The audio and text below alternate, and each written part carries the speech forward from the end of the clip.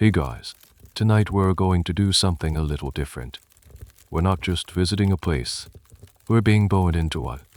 Specifically, into the Inca Empire, high in the breathtaking and breathtakingly thin-aired Andes Mountains. We're going to explore what it was like to be raised not by two parents, but by an entire village. Now, a little fair warning. Inca childhood isn't exactly a walk in the park or, well, a walk on the perfectly engineered Inca road. Your odds of making it to your first birthday are, let's just say, historically accurate.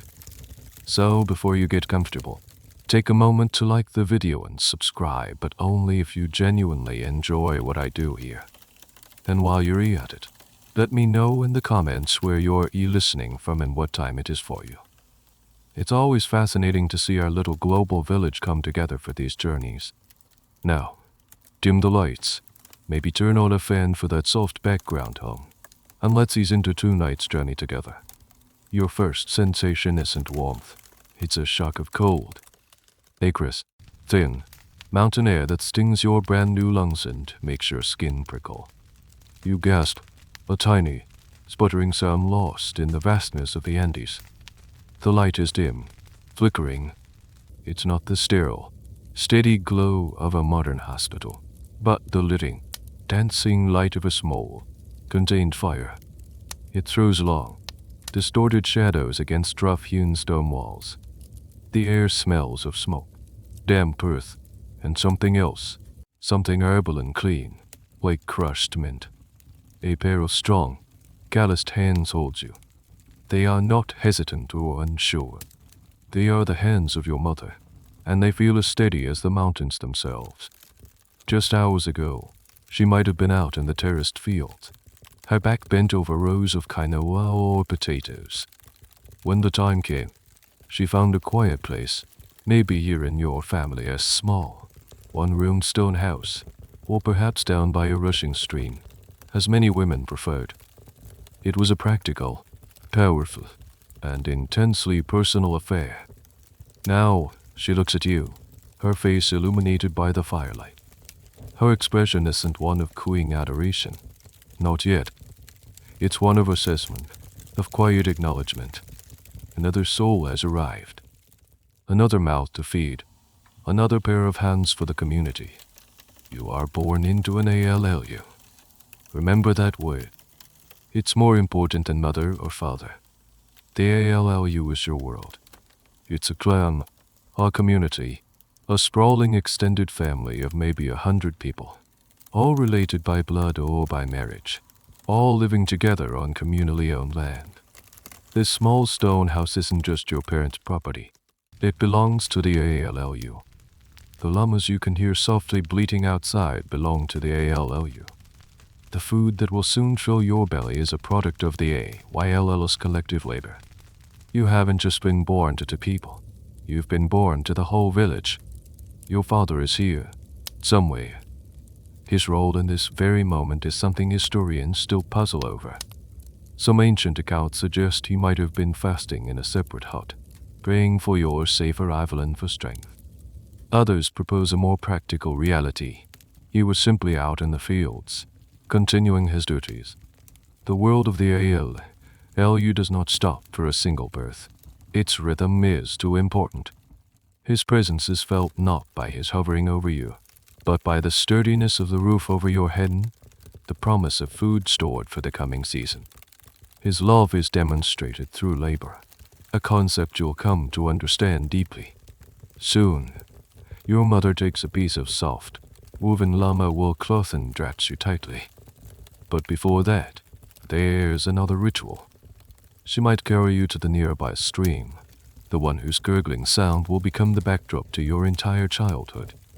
And here, in the icy mountain water, you are given your first bath. It's a quick, bracing plunge. It's not cruel. It's a statement. It's your first lesson in the Inca way of life. You are a child of the mountains, and you will be strong. You will be resilient. You will endure. Back in the hut, wrapped and dry, you are finally placed in your mother's arms. You feel the rhythmic thud of her heart, a steady beat against your cheek. Outside the single, open doorway, life goes on. You can hear the distant murmur of voices, the soft padding of sandal-led feet on the packed earth, the cry of a hawk circling high above. People will have noted your arrival, but there's no grand celebration, no fanfare. A quiet nod, a shared glance. A new thread has been added to the community as grand tapestry. That thread is you. For now, your world is small. It's the scent of your mother, the warmth of the fire, then the rough, comforting texture of the blanket. But soon, you'll be introduced to your first piece of technology, your first home away from home. It's waiting in the corner of the hut, a carved wooden board with struts and a small canopy. It's called a Kira W, cradle board, and it is from this vantage point, strapped securely to your mother's back, that you will truly begin to see the world of the ALLU. High world you will observe, for now, mostly on your back, with the vast Andean sky stretching out above you. The world shifts. You feel yourself being lifted from the soft comfort of your mother's arms and placed against something hard and unyielding. It's the Kira W, your cradle board. It's been carved from a single piece of wood, smoothed by generations of use, carrying and faint, old scent of wood smoke and babies that came before you. Woven straps, dyed in rich reds and blues, are pulled across your chest and legs, securing you firmly. You are not just held, you are bound, not tightly enough to hurt, but with a reassuring firmness that leaves no room for wiggling. A small, canopy-like piece of fabric is positioned above your head, a simple but effective shield against the harsh mountain sun. Your mother, with a practiced motion, swings the entire apparatus onto her back. Suddenly, your world lurches and sways. The stone walls of the hut tilt, and the doorway becomes a trapezoid of bright light. And then you are outside. For the first time, you are truly a part of the daily life of the ALLU, not just a sleepy bundle within it. Your new home is on your mother's back, and your new perspective is whatever she is looking at, but from a lower, daubing angle. This is not a choice. It is a necessity. Your mother is a vital part of the community's workforce. She cannot afford to sit and rock you all day. There are potato fields to tend, quinoa to harvest, or perhaps today is her turn to help maintain the local irrigation channels. So, you go with her. Your presence is an accepted, normal part of the landscape. As she walks, you feel the gentle, rhythmic bounce of her stride. It's a constant, soothing motion that lulls you into a state between sleep and observation. Your view is limited but fascinating. You see the backs of other women's heads. Their long, black hair neatly parted into thick braids. You see the flash of colorful ponchos as men stride past on their way to herd llamas or to their own assigned tasks. You see the world at a funny angle as your mother bends to pull a weed from a terrace, the neat rows of plants suddenly becoming a vertical green wall next to your face. You hear everything, the low hum of your mother humming a tune without words, the cheerful chatter of other women working alongside her, the ever-present whisper of the wind sweeping down from the high peaks, and the distant, almost lonely sound of a panpipe being played by a shepherd. And you feel something else, a constant, gentle pressure on the back of your head. It's the hard, flat wood of the Kira W. Day after day after day, for hours on end, this pressure is there. It's a deliberate, culturally ingrained practice.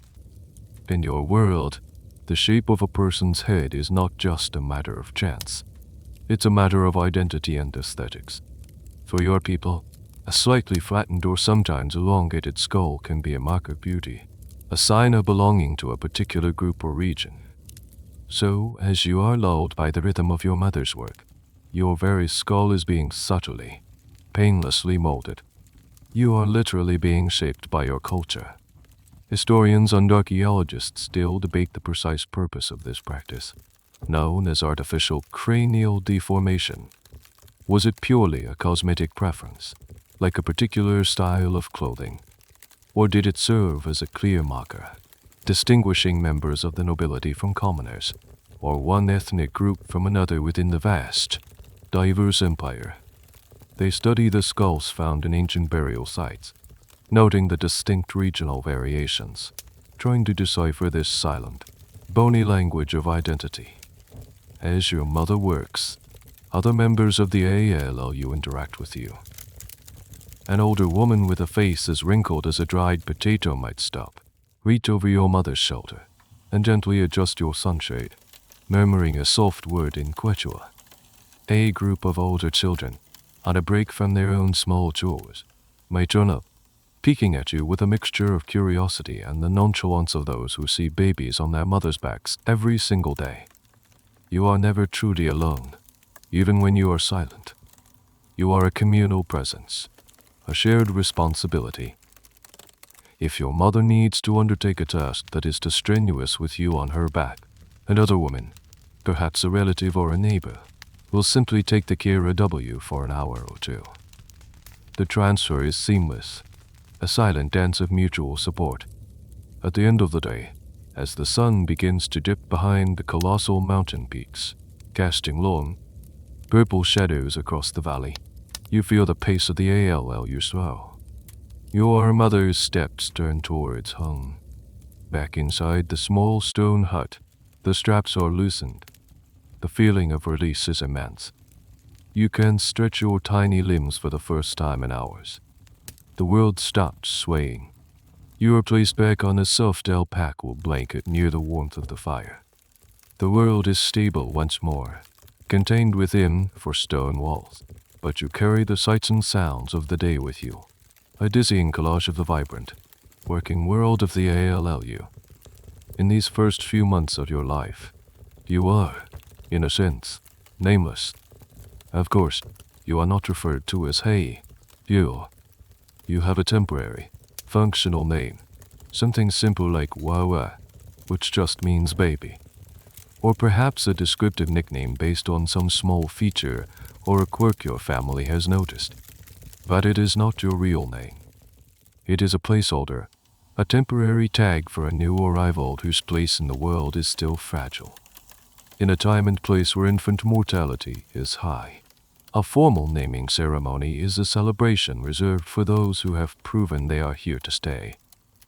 Your existence is deeply embedded in the collective rhythm of the ALLU before you are even recognized as a distinct individual with a permanent name. You are the weaver's new baby or the little one from the house by the stream. Your identity is, for now, tied to your family's role and location within the community. This isn't seen as a lack of affection. It's a pragmatic approach to life and loss. The community embraces your presence, cares for you, and protects you, but the deep, personal investment of a unique name is held in reserve. Your days continue in the cradle board, a silent observer strapped to the back of the action. But even without a name, you are learning. You learn the different pitches of voices.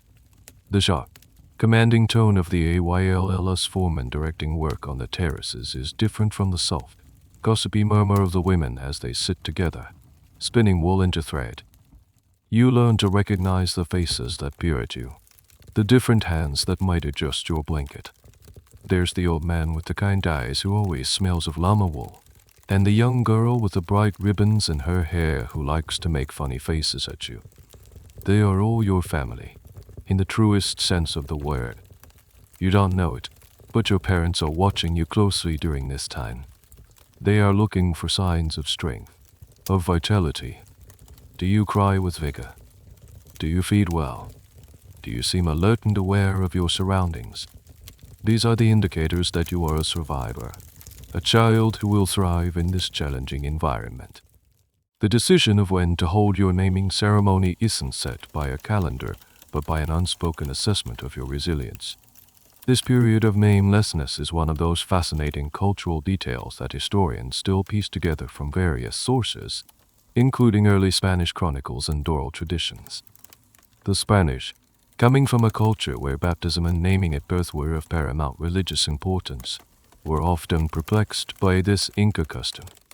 They saw it as a lack of parental attachment, failing to grasp the deeper, communal logic behind it. The debate continues. Was this delay purely about infant survival rates, or did it also serve a social purpose, emphasizing the collective over the individual until the child was strong enough to start taking on their future role? One afternoon, a shift happens. You are not placed in the Kira W. Instead, your mother lays you on a blanket in the sun-drenched doorway of your hut. She sits beside you, not working, just watching. A few neighbors and relatives begin to gather, not in a formal crowd, but in a slow, casual drift. An uncle arrives, carrying a small, beautifully carved wooden cup. An aunt brings a tiny, intricately woven bracelet. The atmosphere is calm, but filled with a quiet sense of occasion. Your father comes and sits beside your mother. He holds you for a moment, his large, work-roughened hands surprisingly gentle. He looks at you, not just as Woa, the baby, but as his child, a future member of the ALLU who has passed the first great test of life. He speaks a name. It's a simple, strong name, perhaps drawn from nature, like you are Piidav if you are a girl, or a Maru serpent if you are a boy. Or maybe it's an ancestral name, linking you to the generations that came before. The name settles over you. It is spoken by your relatives, passed around the small gathering like a precious gift. Each person who speaks it acknowledges you as an individual, a permanent fixture in the community as constellation. You are no longer just a baby. You have an identity. The gifts are presented, not extravagant treasures, but meaningful tokens of your acceptance into the kinship network. The little bracelet is tied around your wrist. You might be offered a tiny taste of chicha, a fermented corn brew, from the wooden cup, a symbolic sharing in the sustenance of the community. The ceremony is brief, understated, yet profoundly significant. It is not about you, the baby, as much as it is about the community formally welcoming a new, enduring member. It's a quiet declaration of hope and continuity. You have survived the fragile period of infancy. You have a name. And now, your real education, your real integration into the life of the ALLU, can truly begin. The world of observation from the cradle board is about to give way to a world of participation. Now that you have a name, you might expect the coddling to begin. But you would be sorely mistaken. The Inca approach to child rearing is what we might today call real, robust, or maybe character building. Or, if we're being brutally honest, just plain tough. Your parents and the entire ALLU love you, but their love is expressed through a philosophy of resilience, not comfort. The goal is not to create a happy baby, but a strong, self-sufficient, and useful future adult. Your day often begins with a jolt. Forget one, sudsy bounce with rubber ducks. Your mother, or whichever female relative is tasked with your care that morning, will take you to the same cold mountain stream where you had your first bath. Every day, regardless of the season, you are bathed in this icy water. It's a brisk, nonsensical affair. A quick dip, a vigorous rub down with a coarse cloth, and you're done. The shock of the cold is meant to do more than just clean you. It's meant to toughen you up, to build your resistance to the harsh climate, to literally wash away any weakness or propensity for sickness. You might wail and protest, but your cries are met with a calm, unwavering resolve. This is for your own good. Then comes feeding time. Your mother's milk is your primary source of nutrition, but you are not fed on demand. There is a schedule, a rhythm. You are fed at set times, typically 3 times a day. If you cry from hunger between these times, you are often left to cry it out. The belief is that feeding a child whenever it cries will make it a whiner, a demanding person who expects the world to cater to its whims. This is the first lesson in self-regulation and discipline. You learn, very early on, that your needs will be met, but within the established structure of the community, not at your own impulsive behest. Furthermore, hygiene around feeding is different. Your mother will likely not wash her breast before feeding you. This isn't out of neglect, but a belief that a bit of everyday dirt and grime helps to build a child's strength. The concept of microscopic germs is, of course, millennia away. Strength is seen as something you acquire by facing the world head-on, not by being shielded from it. This practice, while seeming shocking to our modern sensibilities, is another piece of the toughening up puzzle. Academics who study the daily life of the Inca are fascinated by the stark contrast to the more protective child-rearing practices of many other cultures, both ancient and modern. They analyze skeletal remains for signs of childhood health and stress, and pore over the writings of Spanish chroniclers who were often aghast at what they witnessed. One Spaniard, Garcisolía de la Vega, who himself was of mixed Spanish heritage, described these practices in detail. The debate rages: was this hard co-parenting method genuinely effective at creating resilient individuals, or did it contribute to the tragically high infant mortality rates? The answer is likely complex, a bit of both. As you grow and begin to crawl, the world of the hut becomes your obstacle course. It's a single room, often with a packed earth floor, shared with your family and possibly a few guinea pigs skittering in the corners. They are both pets and a food source. There is no baby fighting. The central fire pit is a place of warmth, but also a place of danger. You learn very quickly not to touch it. There are no soft playpins. Your playthings are simple: a smooth stone, a piece of wood, a discarded corn cob. If you fall and bump your head, you are scooped up, checked for serious injury with a practical eye, and if there are no broken bones, you are simply put back down. Coddling is discouraged. Crying without a serious reason is ignored. This environment forces you to become aware, agile, and self-reliant from an incredibly young age. You are not seen as a delicate flower to be protected from every possible harm. You are a sapling that must learn to withstand the wind. The entire ALLU reinforces this lesson. If you toddle into a neighbor's hut, you won't be shooed away. You'll be observed, and as long as you aren't causing real trouble, you'll be allowed to explore. If you stumble, whoever is nearest might set you back on your feet with a gruff but not unkind word, and then turn back to their weaving or pottery. Your upbringing is a constant, low-level endurance test, designed by the entire community to forge you into someone worthy of the name they have given you. The moment comes, as it does for all children, when your primary source of comfort and nutrition is taken away.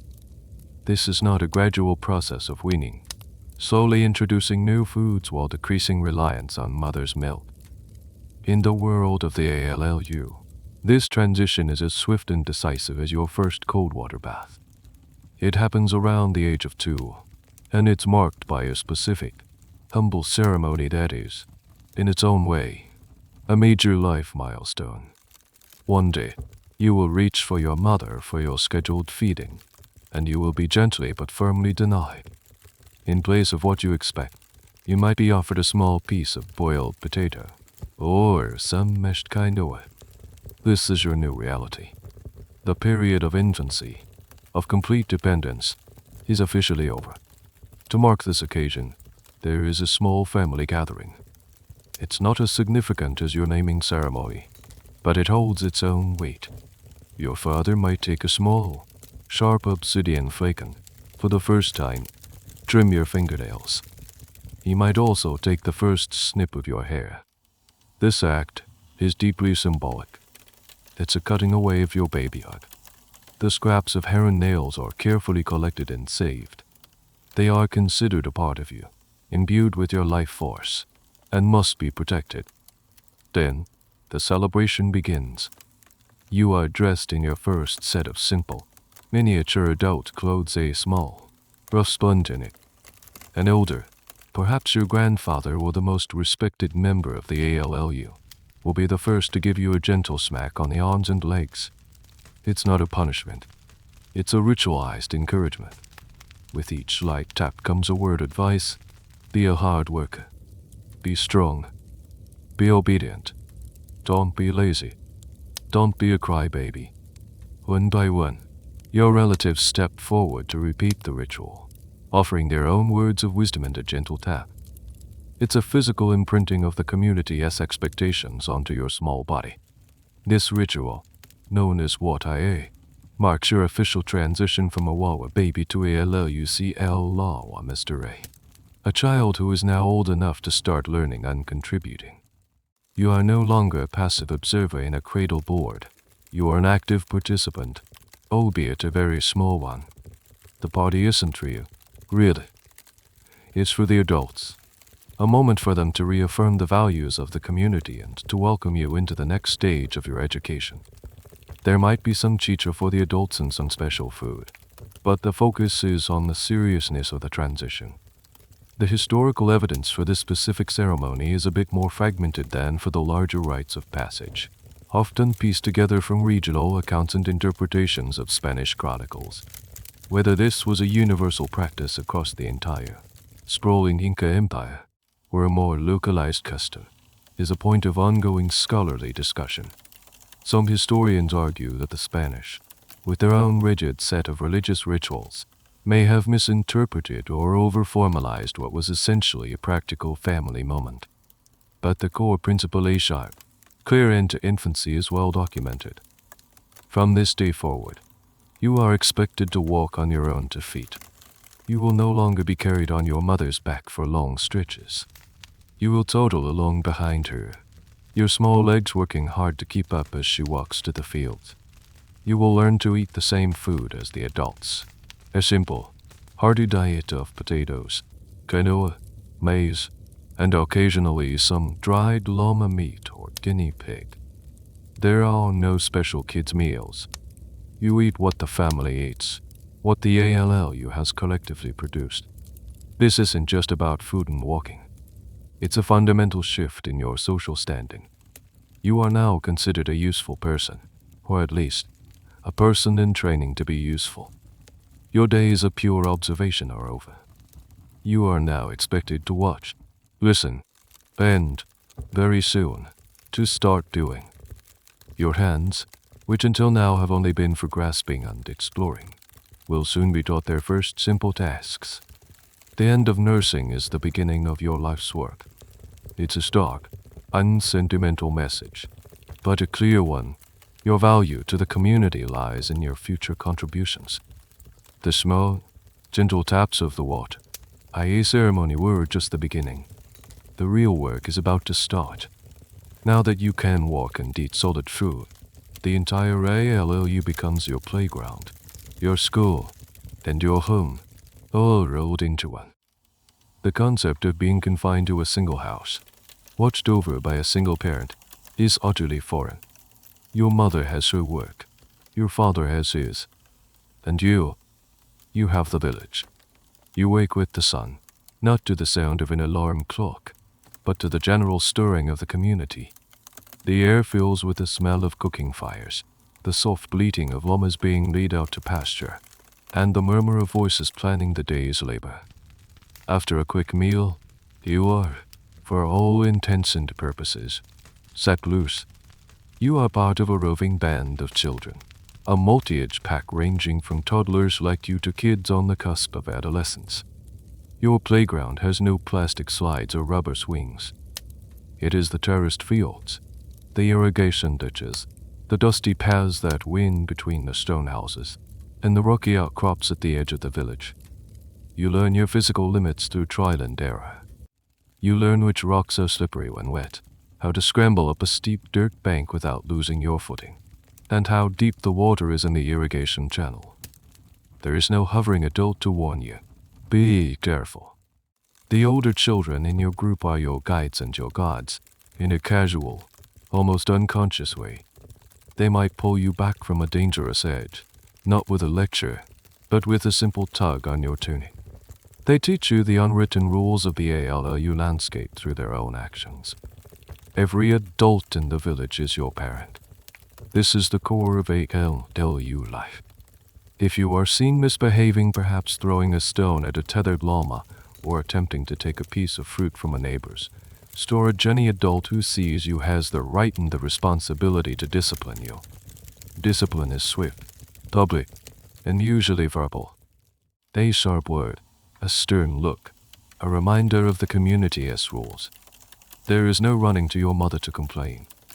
She would, without question, side with the other adult. The lesson is clear. Your behavior is not a private matter between you and your parents. It is a community concern. Your actions reflect on your family and on the ALLU as a whole. This system of collective oversight is what allowed Inca society to function so smoothly. Everyone was accountable to everyone else. The lines of authority were clear. As a child, you learn very quickly to respect your elders, and in this context, almost everyone is your elder.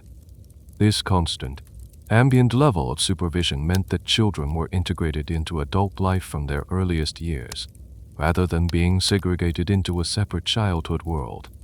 There's a popular, though perhaps romanticized, idea that Inca children had no toys. This isn't entirely true. They had no mass-produced, brightly colored plastic objects, but they had things to play with. A spinning top made from a whirlwind stick, a doll crafted from a corn husk and scraps of fabric, a ball made of tightly woven wool. But play was often a mimicry of work. You might see a group of little girls playing house by setting up stones as if they were grinding maize, or a group of boys herding a flock of pebbles. Play was a rehearsal for real life. Historians often ponder the psychological impact of this upbringing.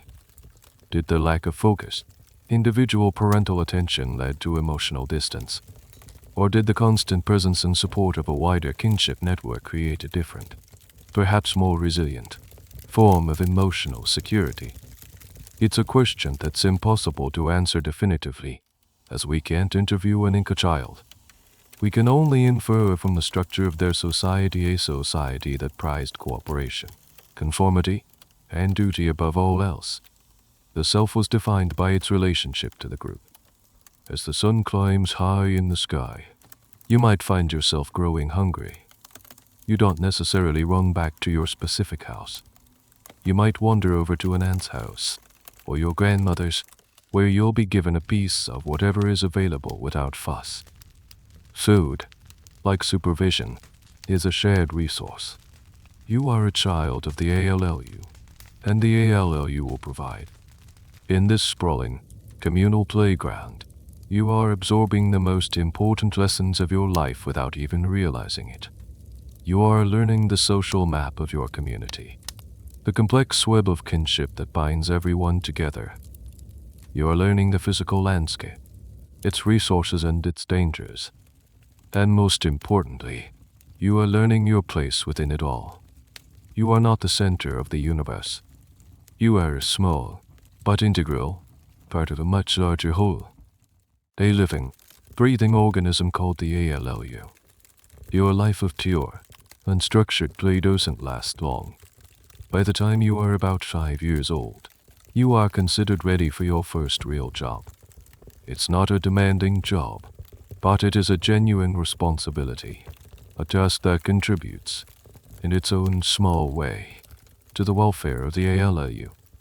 Your formal education into the world of labor has begun. Your assignment is likely to be a pikaichoski, a louse messenger, which is a slightly misleading term. Your primary role isn't chasing lice, but chasing away pests. You and a group of other children your age are sent to the fields. Not the main fields where the heavy work is being done by the adults, but perhaps a smaller, maturing plot of maize or quinoa on the outskirts of the village. Your mission, to be a living scarecrow. An adult, maybe an older man who is no longer fit for strenuous labor, will lead your small group to the designated spot. He'll give you your instructions and your tools. Your primary tool is your voice. You are to shout, to sing, to make noise. Your secondary tool might be a simple sling, not for hunting, but for launching small stones into the air to startle birds.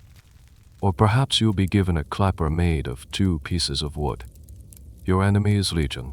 Birds that want to eat the ripening grain, deer that might wander in from the hills to nibble on the leaves, and any other creature that threatens the community as food supply. So you spend your days in the field. It's a strange mix of work and play. You run through the rows of crops, shouting at the top of your lungs. You compete with your friends to see who can make the loudest noise or launch a stone the highest.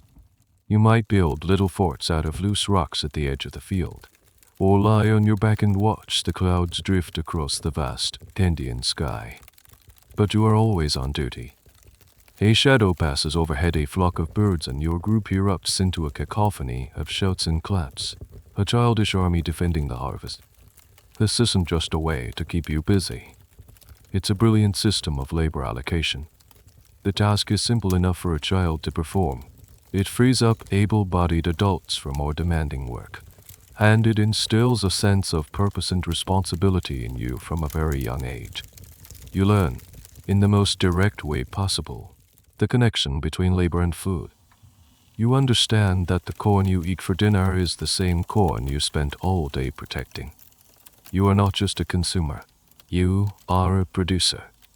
One of the fascinating, and somewhat debated, aspects of Inca childhood labor is its formal structure. The Inca state was obsessed with order and census taking. They didn't just see a bunch of kids. They saw a specific demographic category. According to some chroniclers, children between the ages of 5 and 9 were officially classified as P-U-C-L-L-A-C-O-C-Wamistare, or playing children. Yet, even this playing was expected to be productive. The state meticulously categorized its population by age and assigned duties accordingly. So your job as a human scarecrow was, in a way, a state-sanctioned, age-appropriate form of civic duty. Of course, the reality on the ground was likely more fluid than the rigid categories described by officials. But the principle remained. Everyone had a role to play. There was no concept of a useless age. The very old would advise and perform simple tasks like watching children. The very young would contribute in their own small way. It was a vertically integrated system of labor that utilized every member of the ALLU. As you sit in the sun-warmed field, you are also learning other things. You learn to identify different birds by their calls and flight patterns. You learn to read the weather in the clouds. You listen to the stories and songs the older children share. It's an education that happens organically, woven into the fabric of your daily tasks. When the day's work is done and the adults return from the main fields, your little patrol is relieved of its duty. You trudge back to the village, dusty and tired, but with a sense of accomplishment. You haven't just been playing all day. You have been working. You have been useful. You have earned your place at the evening meal. You are no longer just a child of the ALLU. You are a worker for the ALLU. And this is a source of quiet, deeply ingrained pride. Your hands may be small, but they are already helping to hold up the world. As you grow older, your education becomes more varied, but it never takes place in a formal classroom with a single teacher. The entire ALLU is your school, and every adult with a skill is your instructor. Learning is not an abstract exercise. It is a process of observation, imitation, and apprenticeship. You learn by doing, and you are taught by everyone. One day, you might be assigned to help an old woman who is renowned for her pottery. You won't start by throwing a pot on a wheel. The Inca didn't use potter's wheels. You'll start with the most basic task, fetching the clay. She will show you exactly where to dig, which type of clay is best for cooking pots and which is better for ceremonial vessels. You'll spend days just learning the feel of the earth, mixing it with water and temper to the perfect consistency. Your first creations might be simple, lumpy pinch pots, but under her watchful eye, you'll learn to roll coils and smooth them into graceful, functional shapes. She won't just teach you the technique. She'll teach you the stories behind the geometric patterns you paint on the finished pots, patterns that have been passed down for generations. Another week, you might follow a master weaver, perhaps your own mother. or an uncle. Your first job is not to touch the loom. Your first job is to sort wool. You will sit for hours, separating the soft, fine fleece of the alpaca from the coarser wool of the llama, picking out bits of dirt and thistle. Then, you will learn to use a simple drop spindle, a deceptively tricky tool, to twist the fibers into a strong, even thread. It's a tedious, repetitive motion, but it builds patience and dexterity. Only after you have mastered the art of making the thread will you be allowed to approach the loom and learn how to pass the weft through the warp, creating the intricate textiles that are so central to Inca life, used for clothing, for recording information, and for religious offerings. If you are a boy, you will spend a great deal of time with the men. You'll learn from the farmers how to read the seasons, how to build and maintain the stone terraces that cling to the mountainsides, and how to use the chalk with a cla, a unique Andean foot plow, to turn the soil. You'll learn which potatoes grow best at which altitude and how to naturally fertilize the soil with llama dung and guano. You will learn from the herders how to manage a flock of llamas, how to read their modes, and how to perform the annual shearing without harming the animal. This decentralized, communal model of education is a hallmark of the ALLU system. It ensured that essential skills were widely distributed throughout the community. There was a built-in redundancy. If one master potter passed away, there were a dozen others who had learned it from her and could continue the tradition. It also fostered a deep sense of respect for different types of labor. You understood the effort that went into a well-made pot or a sturdy piece of cloth because you had tried, and likely failed, to make one yourself. A strange and wonderful piece of this education is that you are often taught by people who are not your parents. This is deliberate.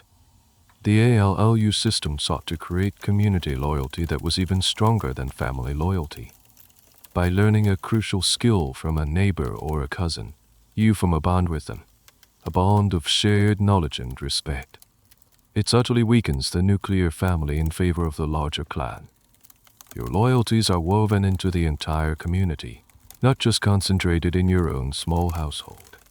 Historians are still piecing together the specifics of this educational system, especially for commoners. While we have some records about the formal education of the nobility's children in the capital of Cusco, the day-to-day learning of a child in a rural ALLU is reconstructed from archaeology, anthropology, and the accounts of early chroniclers. The degree to which a child's future profession was chosen for them versus being based on aptitude is a topic of debate. Was your path determined by your family's traditional role, or could a farmer's son with a talent for metalwork become a smith? The evidence suggests a system that was structured, but likely had some room for individual talent to be recognized and nurtured by the community as elders. In this world, there is no distinction between school and life. Learning is not something you do for a few hours a day. It is what you do all day, every day. The fields, the workshops, and the pastures are your classrooms. The rhythm of the seasons is your curriculum, and every member of the ALLU is a potential teacher, guiding you, correcting you, and slowly shaping you into a competent and contributing member of the collective. Woven into every lesson you learn, every task you perform, is a simple but unyielding moral code. It's the bedrock of Inca society, the operating system that allows the entire empire to function. It's a trio of rules that you hear repeated constantly, from your earliest memories until the day you die. You hear it from your parents, from the village elders, from the foremen in the fields, and from the state officials who occasionally pass through your ALLU. Bayamesue. Do not steal. Pai temi lule. Do not lie. Bayamekutile. Do not be lazy. This isn't just a friendly suggestion. It's the law. It's a social contract that everyone is expected to live by, and the consequences for breaking it are severe. The first rule, Bayamesue, is perhaps the most fundamental in a communal society. You are taught that nothing truly belongs to you in the way you might think. The land you work is owned by the ALLU. The llamas you herd belong to the ALLU and the state. The food stored in the great storehouses, QLLQ as is for the community. The tools you use are shared. In this context, stealing is not just taking an object from another person. It is a crime against the entire community. It's a tear in the fabric of mutual trust that holds everything together. If you were to take a handful of quinoa from the communal storage, you are not just stealing grain. You are stealing the labor of every person who helped plant, harvest, and transport it. You are cheating everyone. The second rule, PMA governs the flow of information. In an empire without a written alphabet, truth and accuracy are paramount. The state relies on oral reports from officials. The community relies on the honest word of its members. The entire system of justice depends on truthful testimony. Lying disrupts this vital flow. It creates chaos and mistrust. If a scout lies about seeing enemy troops, a battle could be lost. If a farmer lies about his harvest yield, the state's calculations for food distribution will be wrong, and people could starve. You are taught that your word is your bond. Honesty is not a virtue, it's a civic duty. The third rule, Ayamekuvile, is the engine of the empire. Laziness is the ultimate sin. In the harsh environment of the Andes, survival depends on constant, relentless work.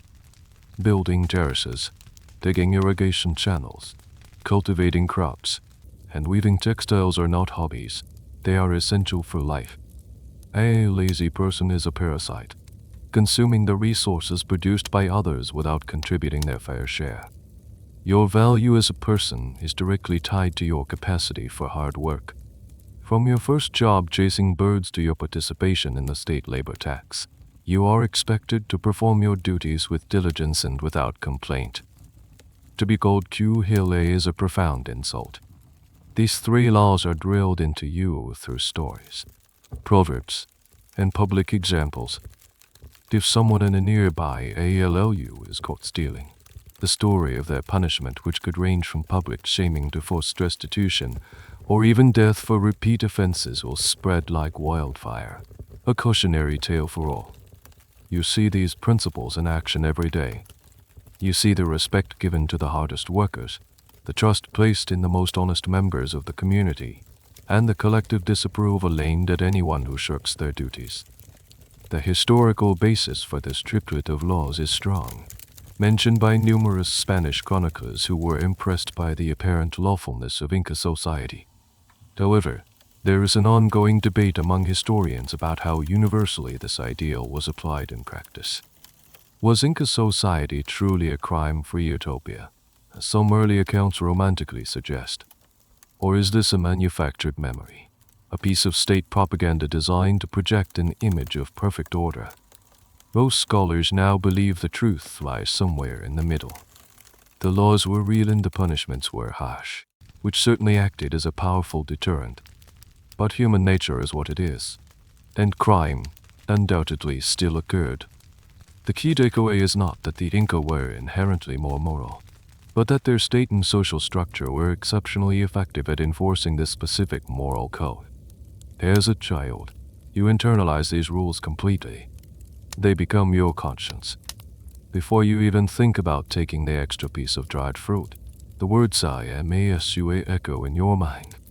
Before you consider making up an excuse for not finishing a task, I am a lily and I make you really stop you in your tracks.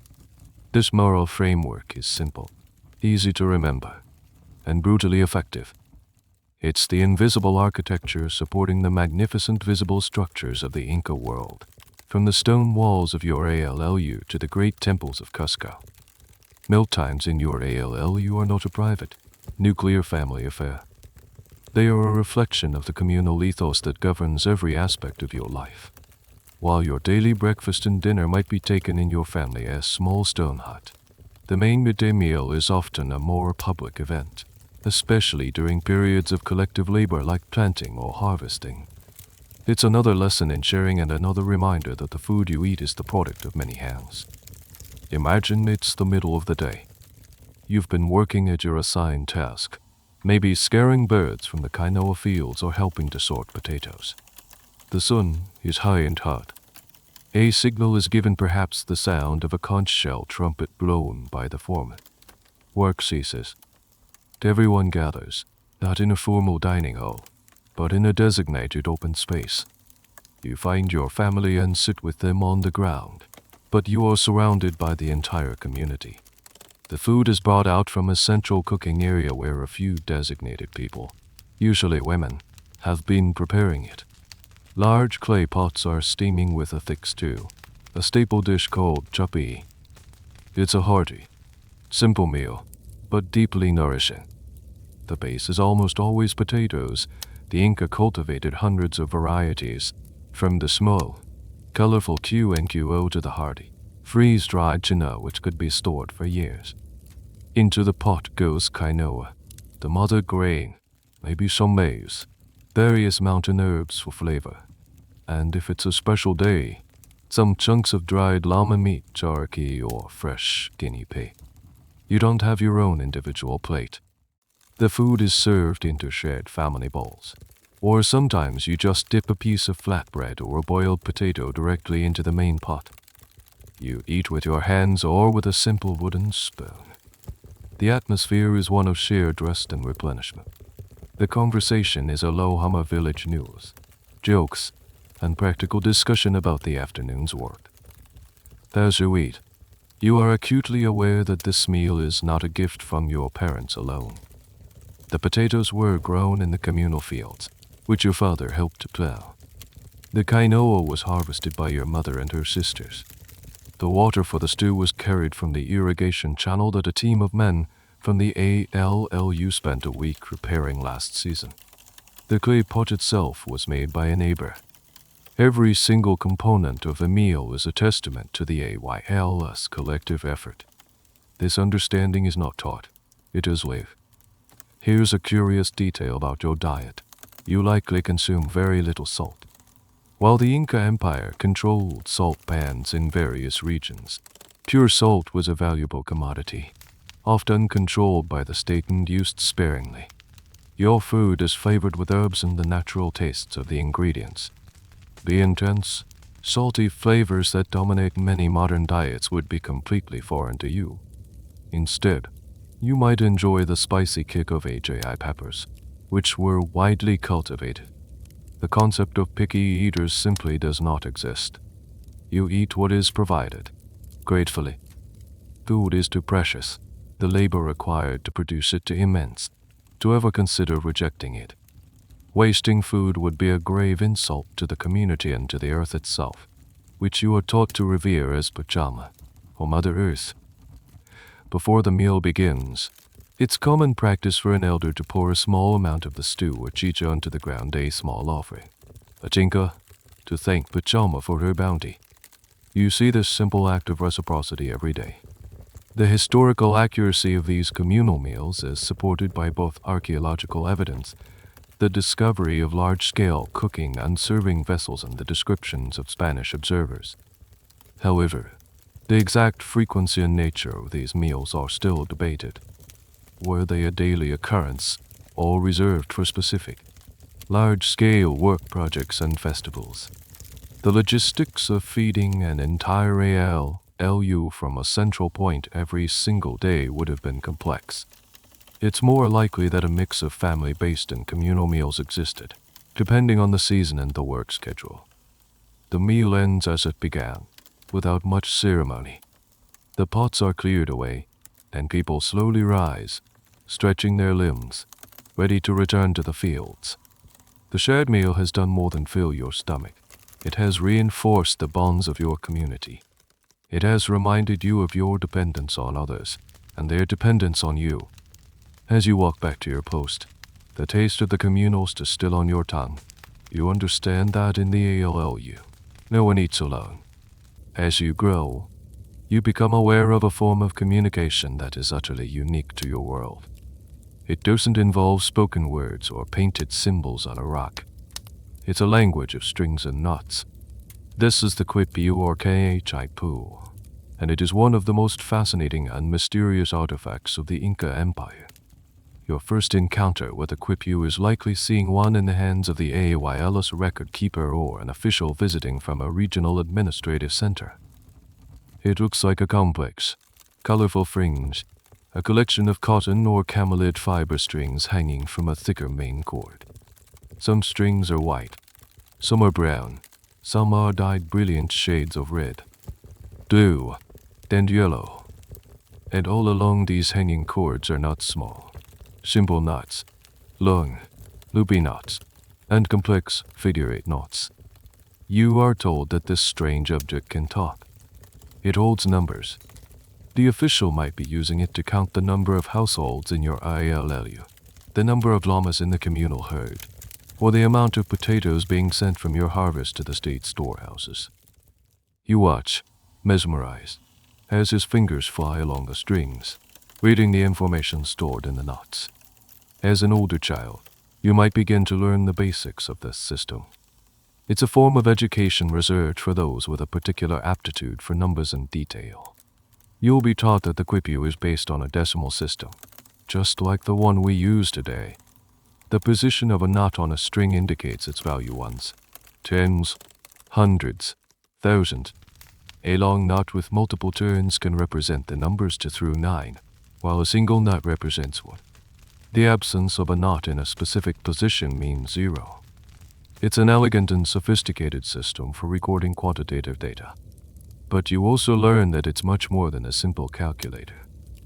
The colors of the strings have meaning. A yellow string might represent gold or maize. A red string could signify warriors or blood. A white string might mean silver or peace. The way the strings are plied spun to the left or to the right could also hold information. A smaller string tied to a main pendant cord could represent an exception or a specific subcategory. This is where the real mystery begins, a mystery that continues to vex scholars to this day.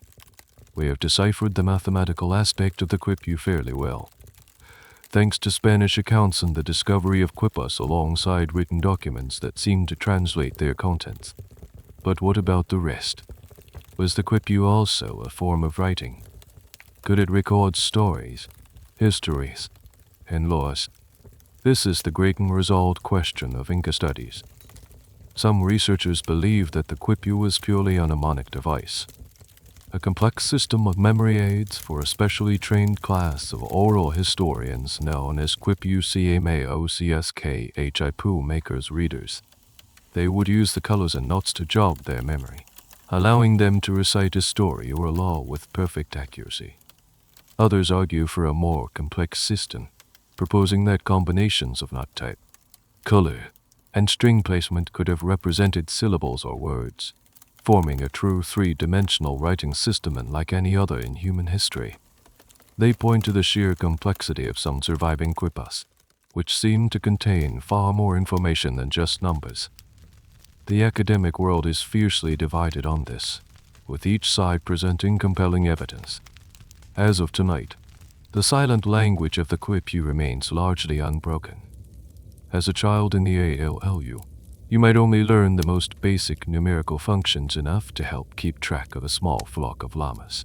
For instance, you tie a knot on a brown string for each animal, arranging them by tens. It's a practical, hands-on application of the system. You are learning a skill that is vital for the administration of an empire that stretched for thousands of miles. The Inca state needed to know exactly how many people lived where, what they produced, and what they owed in labor tax. The Quipu was the central nervous system of the empire, the tool that allowed for this incredible level of organization and control, all without a single drop of ink. You practiced tying the knots, your small fingers fumbling at first, but slowly becoming more adept. You learn to feel the difference between a simple knot and a figure-8 knot in the dark. You are learning to speak the language of string, a language of data, a language that holds the secrets of your entire world, from the number of potatoes in your village storehouse to, perhaps, the very history of the Inca kings themselves. Your connection to the land is not abstract. It's etched into the very muscles of your legs. Long before you were strong enough to wield a foot plow, Your life is spent scrambling up and down the most iconic feature of your landscape, the agricultural terraces, or andines. These are not gentle, rolling hills. They are giant staircases carved into the face of the mountains. A breathtaking feat of engineering that allows your people to cultivate crops on slopes so steep they would otherwise be useless. As a child, these terraces are your vertical world. You follow your parents and older siblings up the narrow stone steps that are built into the retaining walls. Your legs burn, and your lungs ache in the thin mountain air, but you learn to pace yourself, to find a steady rhythm. This daily climb is another part of the constant physical conditioning that defines your childhood. You are taught, through observation, the genius of this system. You see how the stone walls absorb the sun's heat during the day and radiate it back at night, protecting the plants from the sharp drop in temperature. You see how the terraces create small microclimates. The lower levels might be used for maize, which needs more warmth, while the higher, cooler levels are perfect for the hundreds of varieties of potatoes your people cultivate. You learn that the terraces aren't just filled with random dirt. You hear the elders explain how they were constructed with a base layer of coarse stones for drainage, a middle layer of sand and gravel, and a top layer of rich soil brought up from the valley floor. It's a sophisticated, sustainable system designed to prevent erosion and maximize arable land. Your job on these terraces evolves with your age. At first, you might be tasked with carrying water in a small clay pot from the irrigation channel to a specific set of plants. You learn to walk carefully, not to spill the precious liquid. Later, you will be shown how to weed. Your small hands perfect for pulling the invasive plants from around the base of the delicate quinoa stalks without disturbing their roots. You learn to recognize the useful plants from the weeds, the edible herbs from the poisonous ones. There's a subtle, spiritual dimension to this work that you absorb without direct instruction.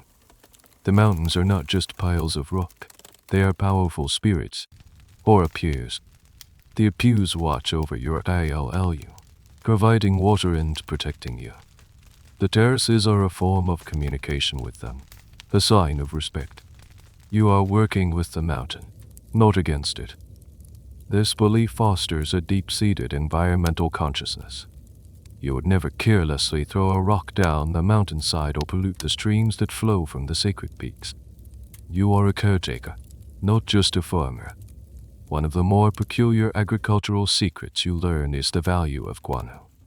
You hear stories of the great bird islands off the coast, white with the droppings of millions of seabirds. This potent fertilizer is so valuable that it's controlled by the state.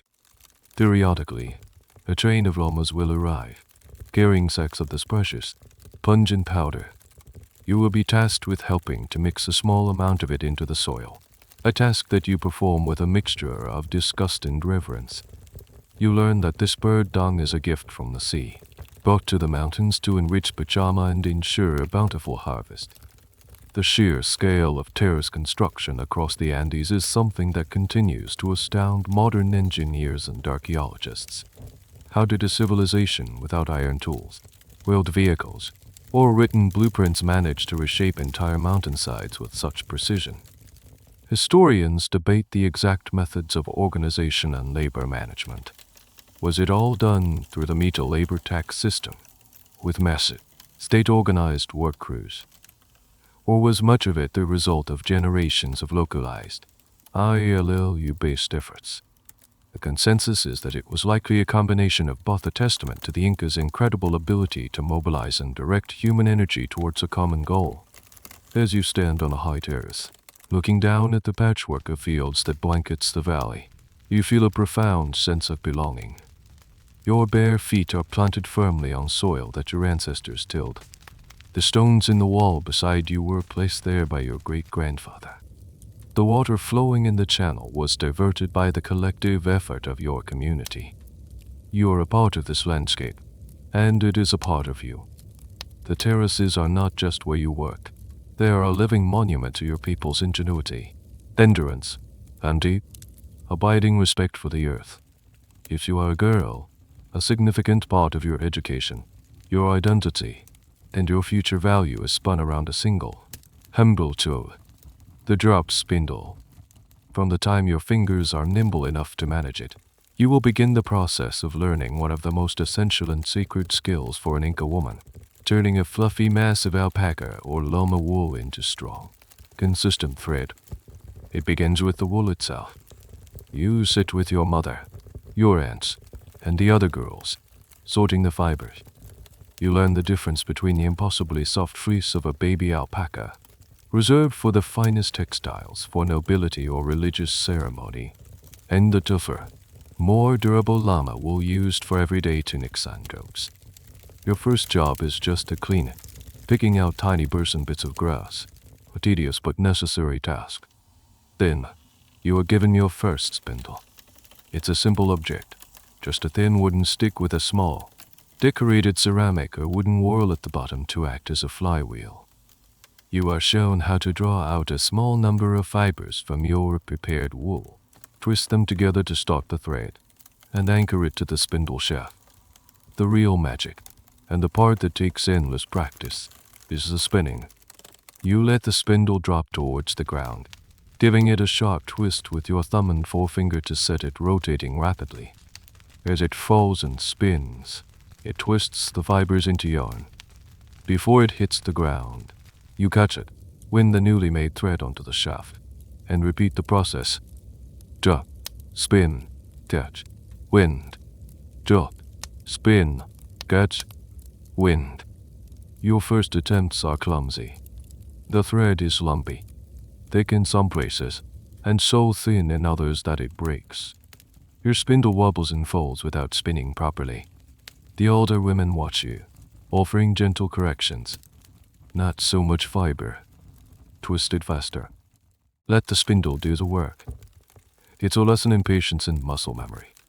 You practice while you walk, while you watch over the younger children, while you sit and talk in the evenings. The spindle becomes a constant companion, an extension of your hand. This skill is not just a domestic chore. It is a fundamental economic and social expectation. A woman's worth is often judged by the quality of her spinning and weaving. The textiles she produces are a form of currency. They are used to pay taxes to the state. They are given as precious gifts. They are used to wrap the dead for their journey to the afterlife, and they are offered to the gods. An intricately woven tunic can be more valuable than a piece of pottery or a metal tool. You learn about the natural dyes that give the textiles their vibrant colors. You go out with the women to collect the plants, minerals, and insects needed. You learn that the brilliant red, the most prized color of all, comes from a tiny insect called Communal, which lives on cacti. You help to grind the dried insects into a fine powder, a task that stains your fingers a deep crimson for days. You learn the secrets of using modern tests, like alum or even stale urine, to fix the colors and make them permanent. A strange and debated aspect of Inca weaving is the ACL Lawazai, or the House of the Chosen Women. Throughout the empire, the most beautiful and talented young girls were selected around the age of 10 to live in these special convents. They were removed from their AYL and trained to become master weavers and brewers of chicha for the state and the church. They were the ACL, the virgins of the sun. Some would eventually be given in marriage to high-ranking officials by the Cepa Inca, while others remained in the ACL Lawazai for their entire lives, dedicated to producing the finest textiles for the gods. As a young girl in a rural ALLU, you hear stories about the ACL loss. It's a fate that is both an incredible honor and a profound loss, as it means leaving your family and community forever. Historians still debate the true nature of the ACL law. Was it a great honor, a form of tribute, or a sophisticated system for controlling the production of high-value goods and managing political alliances? As your spinning skills improve, you graduate to the loom.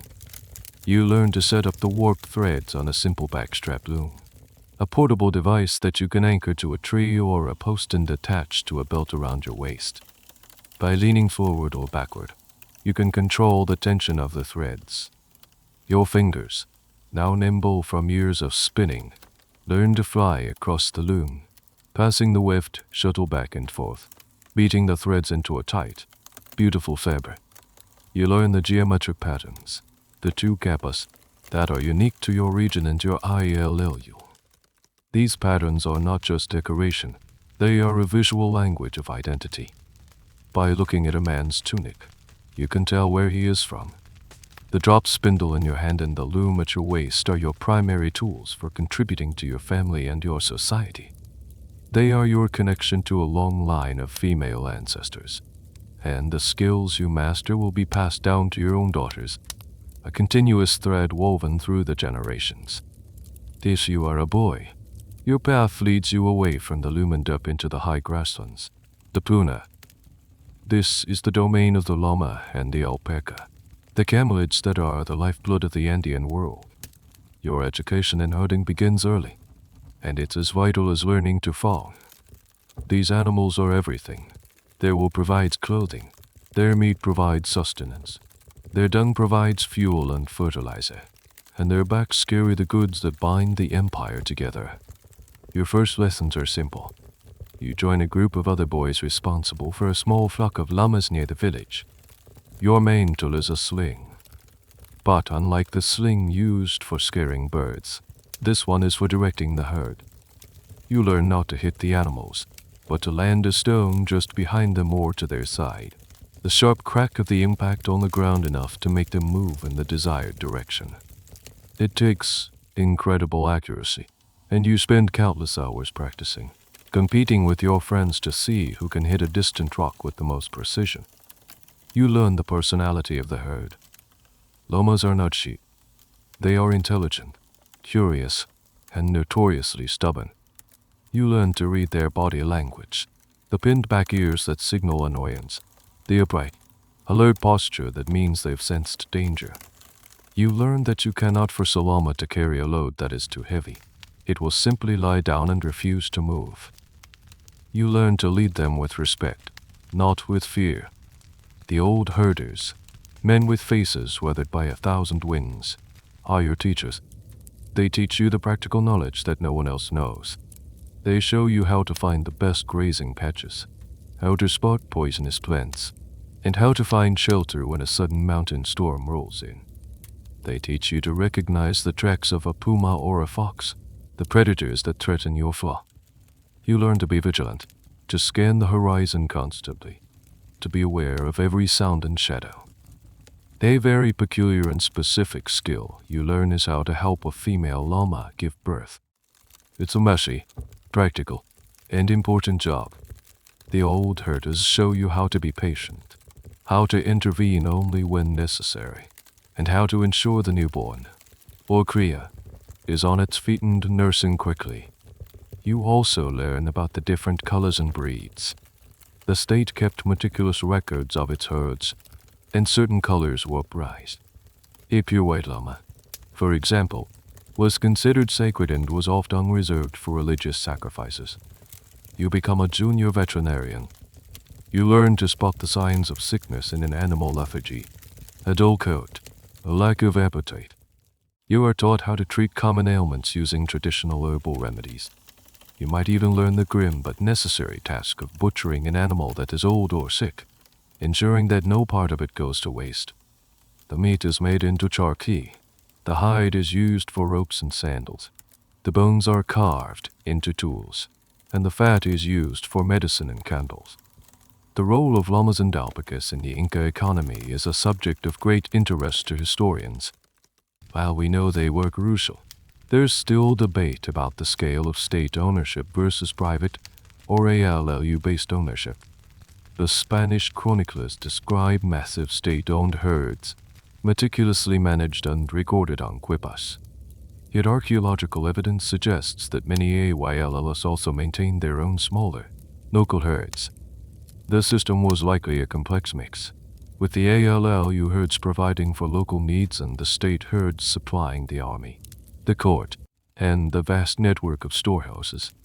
As you get older and more experienced, you might be trusted to take a caravan of pack llamas on a short journey, perhaps to a neighboring ALLU or a small regional market. This is a huge responsibility. You learn to tie the loads securely, to balance the weight evenly, and to navigate the famous Inca road system. You are now part of the logistical network that holds the empire together. You are moving goods, but you are also moving information, carrying news and messages from one part of the world to another. Life as a herder is often lonely.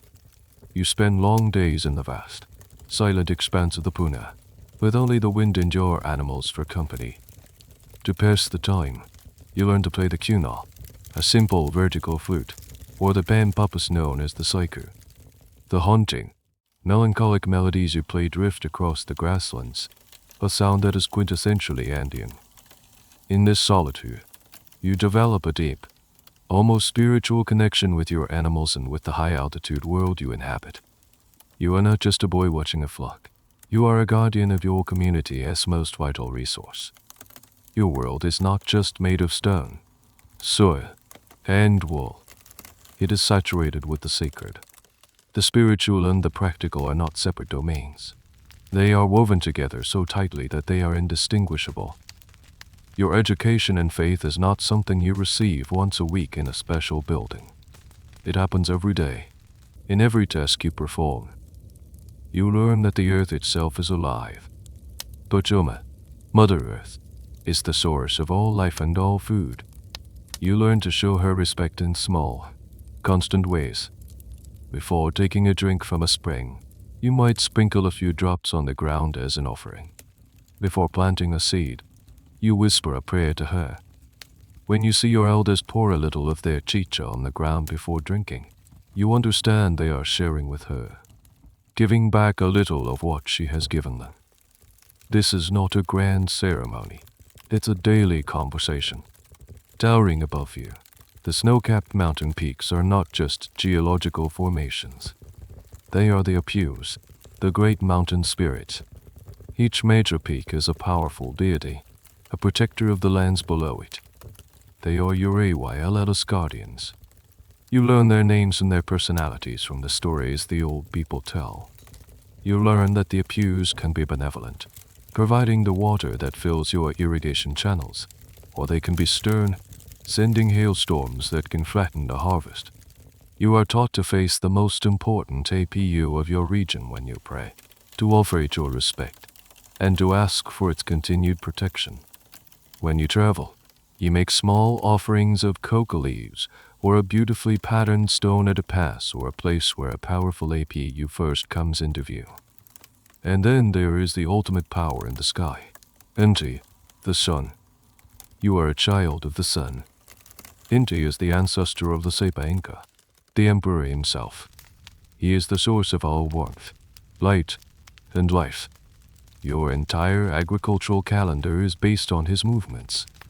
The most important festivals of the year, Inti Raymi in June and Qa Chapak Raymi in December, are dedicated to him, marking the solstices with days of feasting, dancing, and elaborate ceremonies in the great plazas.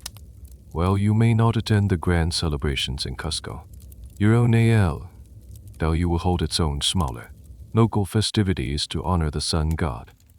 You also learn about the other celestial beings. Momakile, the moon, is Inti's wife. The stars, Quiller, have their own stories and significance. You learn to see the constellations not just as random patterns of light, but as celestial animals, a llama, a serpent, a fox. You also learn to see the dark constellations, the shadowy patches in the Milky Way that have their own shapes and stories. This intimate knowledge of the night sky is not just for mythology. It's a practical tool for predicting seasons on navigating. One of the more complex and sometimes misunderstood aspects of your faith is the concept of hukas. Huka can be almost anything. A strangely shaped rock, a cave, a spring, an old tree, or even a man-made shrine. It is a place or an object where the sacred energy of the world is particularly concentrated.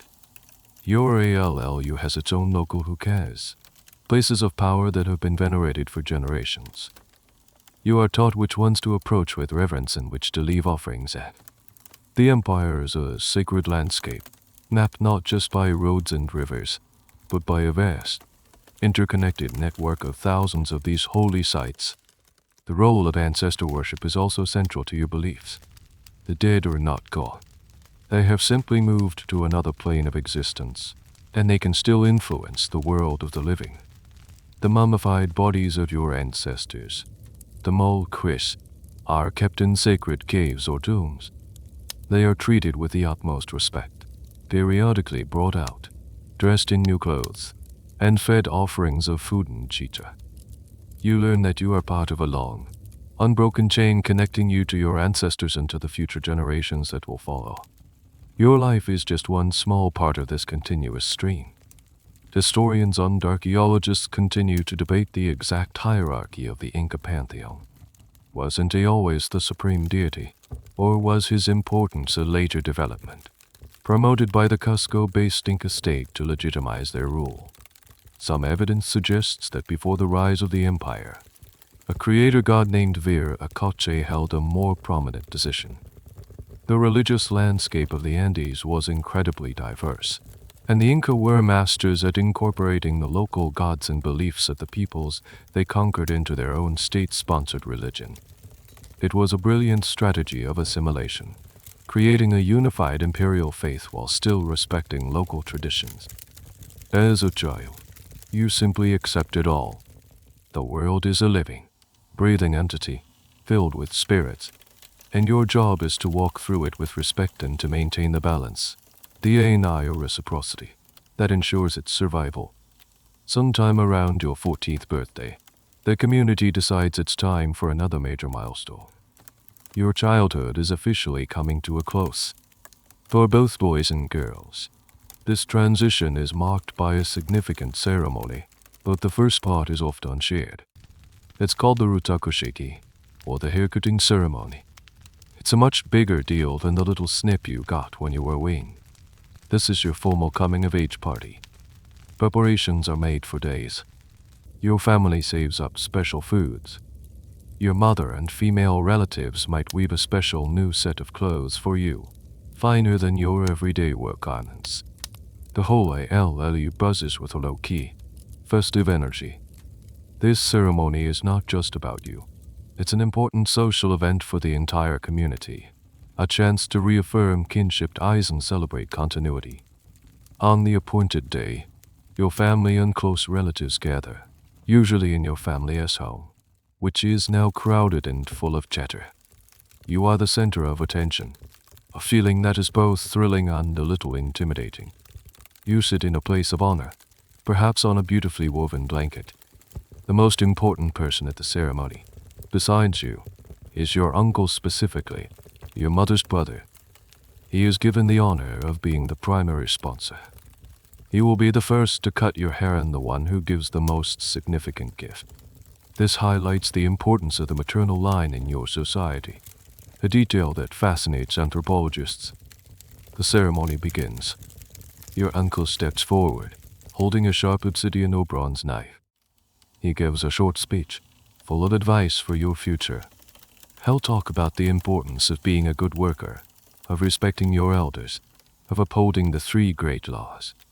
He speaks to you not as a child, but as a young adult on the cusp of new responsibilities. Then, with great solemnity, he takes a lock of your long hair and cuts it. He places the lock of hair carefully into a small bag. Then, he presents his gift. It's not a toy or a trinket. It's a gift of significant value, something to help you start your adult life.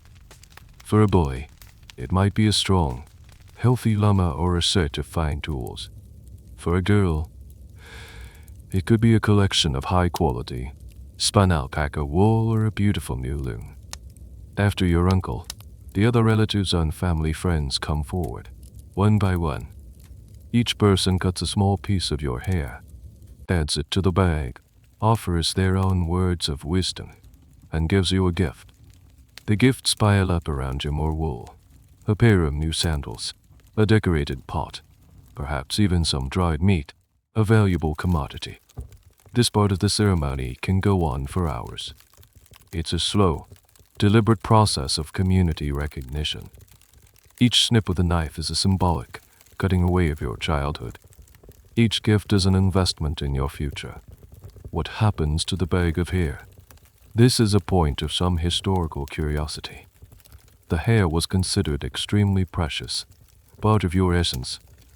It was carefully guarded. Some accounts suggest it might be offered to a huke or kept by the family as a sacred relic. It was believed that your soul resided in your hair, and letting it fall into the wrong hands could allow someone to do you harm. While the rutakushiki is a common thread for both genders, what follows this ceremony is where your paths will sharply diverge. For a boy, this is just the prelude to a much more arduous and public test of manhood. For a girl, the transition is typically more private, focused on her readiness for marriage and domestic responsibilities. The feast that follows the haircutting is joyous. The adults drink chicha, the fermented corn beer, and there is dancing and music. You, however, are in a strange limbo. You are no longer a child, but not yet fully an adult.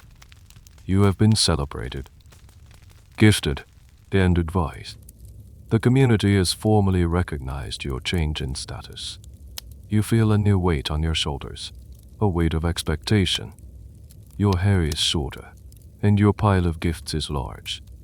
The easy days of childhood are well and truly over. The world now expects you to start acting like the adult it has just declared you to be. And for a boy, the real test is just around the corner. For you, as a boy, the rutakuchi was just the appetizer.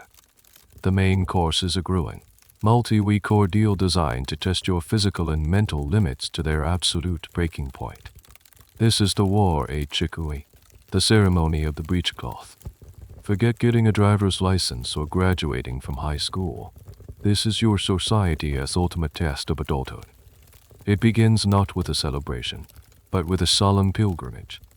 You and the other boys your age, all with your newly shorn hair, are led by the village elders away from the ALLU to a sacred place, likely a high mountain pass or the slopes of a powerful APU. The mood is not festive, it is tense and serious. You are no longer children at a party. You are candidates. For several days, you undergo a strict fast. Your only sustenance is a little water and perhaps a few herbs. The hunger is a gnawing pain, a constant test of your self-discipline. It's meant to purify your body and spirit, to strip away the softness of childhood and to prove that you can master your own physical desires. You spend the days in quiet contemplation, listening to the elders recount the histories of your people, the deeds of great warriors, and the laws of the Sepa Inca. Then comes the main event. It's a race, but it's not a race on a flat, prepared track. You are taken to a point high up on the mountain, and your goal is a designated spot miles away and thousands of feet below. On a signal, you run. It's a chaotic, desperate scramble down steep, rocky terrain. Your bare feet slap against stone and slide on loose scree. Your lungs burn in the thin, cold air. You jostle for position with your friends, the same boys you grew up with, who are now your rivals. This isn't about winning a medal. It's about proving your endurance. To fall behind, to give up, to show weakness that is the ultimate failure. As you run, elders are stationed along the path. They don't offer you water or words of encouragement. They shout at you, testing your focus, reminding you of the shame of quitting. But the physical tests are not over. After the race, there are other trials. You participate in mock battles, demonstrating your skill with a sling and a wooden club. You have to show not just strength, but courage and strategic thinking. And then comes one of a boy's final tests, a ritual flogging. You are lined up, and an elder strikes your arms and legs with a whip or a switch. The goal is not to injure you severely, but to test your stoicism. You must take the blows without crying out, without flinching, without showing any sign of pain. It is the final, brutal lesson in endurance. You are proving that you can bear the hardships of life, whether from an enemy's weapon or a failed harvest, with quiet fortitude. The nature of the war age chicory is a major topic of discussion among historians. The most detailed accounts we have, from Spanish chroniclers, describe an incredibly elaborate, month-long festival in Cusco for the sons of the Inca nobility. It involved massive ceremonies, different colored costumes for each stage, and the personal attendance of the Sapa Inca himself. But what about a common boy like you? Hinarur Haleu. Scholars debate whether you would have undergone the same ritual, or a smaller, localized version. The consensus is that what you are experiencing is a more rustic, but no less serious, imitation of the Great Cusco ceremony. The core elements fasting, racing, tests of strength, and the endurance of pain were likely universal, as they were designed to forge the strong, disciplined men the empire needed to be its farmers, laborers, and soldiers. If you pass all the tests, if you finish the race, if you fight bravely, if you endure the flogging in stoic silence, you are brought before the community leaders. You are exhausted, bruised, and hungry, but you stand tall. Your uncle, the same one who cut your hair, now presents you with your first huarel, the breech cloth of a man. It's a simple garment of woven wool, but it is the most important piece of clothing you will ever own. You are also given your first weapons, a warrior shield and a new, more powerful sling. And finally, you are given a new name. The simple name of your childhood is cast aside. You are given an adult name, one that might reflect a quality you displayed during the trials, like strong puma or swift hawk. You are no longer a boy. You have faced the trial by fire, or rather, by mountain and hunger and pain. You have earned your place among the men of the ALLU. You are now a warrior, a worker, a protector. You are a full citizen of the Inca Empire. While the boys are out starving themselves and scrambling down mountainsides, your transition to adulthood, if you are a girl, is a much quieter, more private, but no less significant affair. Your coming of age is not marked by a public spectacle of pain and endurance, but by a personal, biological event, your first menstruation. When the moment arrives, it is not a cause for embarrassment or something to be hidden. It is a recognized and important milestone. However, it does require a period of seclusion. You are to retreat into your family as home for a period of several days. During this time, you are not to be seen by anyone outside your immediate family. It's a time of quiet transition, a personal war age ikue of sorts. For 2 days, you eat nothing. This fast, like the boys, is a ritual of purification. It marks a symbolic cleansing, a shedding of your childhood self to make way for the woman you are becoming. On the 3rd day, your mother will bring you a small meal of cooked maize. This is the first food you eat as a new woman.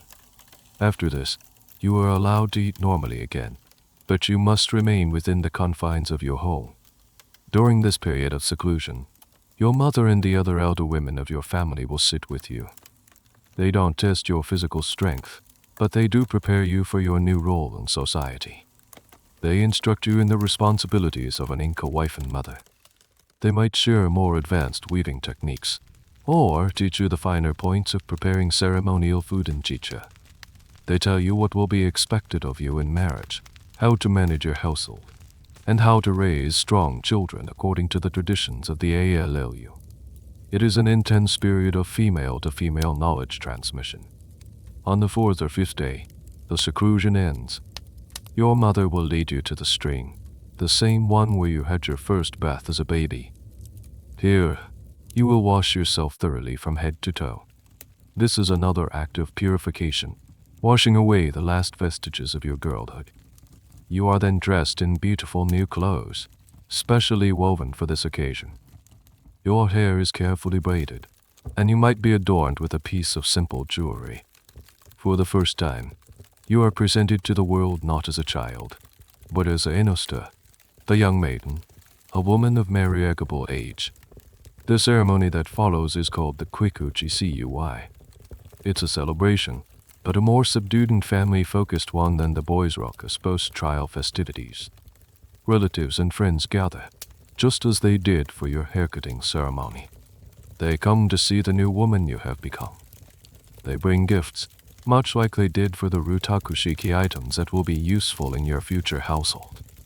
Spindles of fine wool, decorated pottery, perhaps a new blanket. Each guest will offer you advice, wishing you a fruitful life and a strong family. This ceremony is another area where historical records are somewhat hazy, leading to academic debate. Some Spanish chroniclers described this as a grand public event, while others portrayed it as a purely domestic affair. The reality likely varied depending on social status and region. For a noble daughter in Cusco, the Kwikokiki might have been a lavish party. For you, in your rural ALLU, it is an intimate but deeply meaningful gathering of your kin. The core purpose, however, was the same everywhere: to publicly announce that you were no longer a girl, but a woman ready to take on your adult role in the community. A strange and slightly awkward part of this new status is how you are now viewed by the young men of the ALLU. The boys you used to run and play with, the same ones who just finished their own brutal initiation, now see you differently. There might be shy glances, or attempts at conversation. However, the free and easy interaction of childhood is gone. The rules of courtship in your society are strict and formal. Your interactions are now governed by a new set of expectations and protocols. You have passed through your own quiet trial. You have fasted, learned, and been reborn as a woman. You haven't raced down a mountain, but you have crossed an equally significant threshold. Your hands are now expected to be more skilled at the loom. Your knowledge of domestic duties is expected to be complete, and your primary purpose, as defined by your society, is now clear: to marry, to manage a household, and to produce the next generation of the ALLU. Whether you endured the brutal war at Chikui or the quiet seclusion of the quick Uchisui, you emerge on the other side with a new status, new responsibilities, and, most importantly, a new name. The name you were given at your first naming ceremony, the one that has defined you throughout your childhood, is now set aside. It belongs to the child you no longer are. This name change is the final, formal seal on your transition to adulthood. It's not something you choose for yourself. It is bestowed upon you by the elders of your family or the ALLU leadership, and it's a matter of great significance.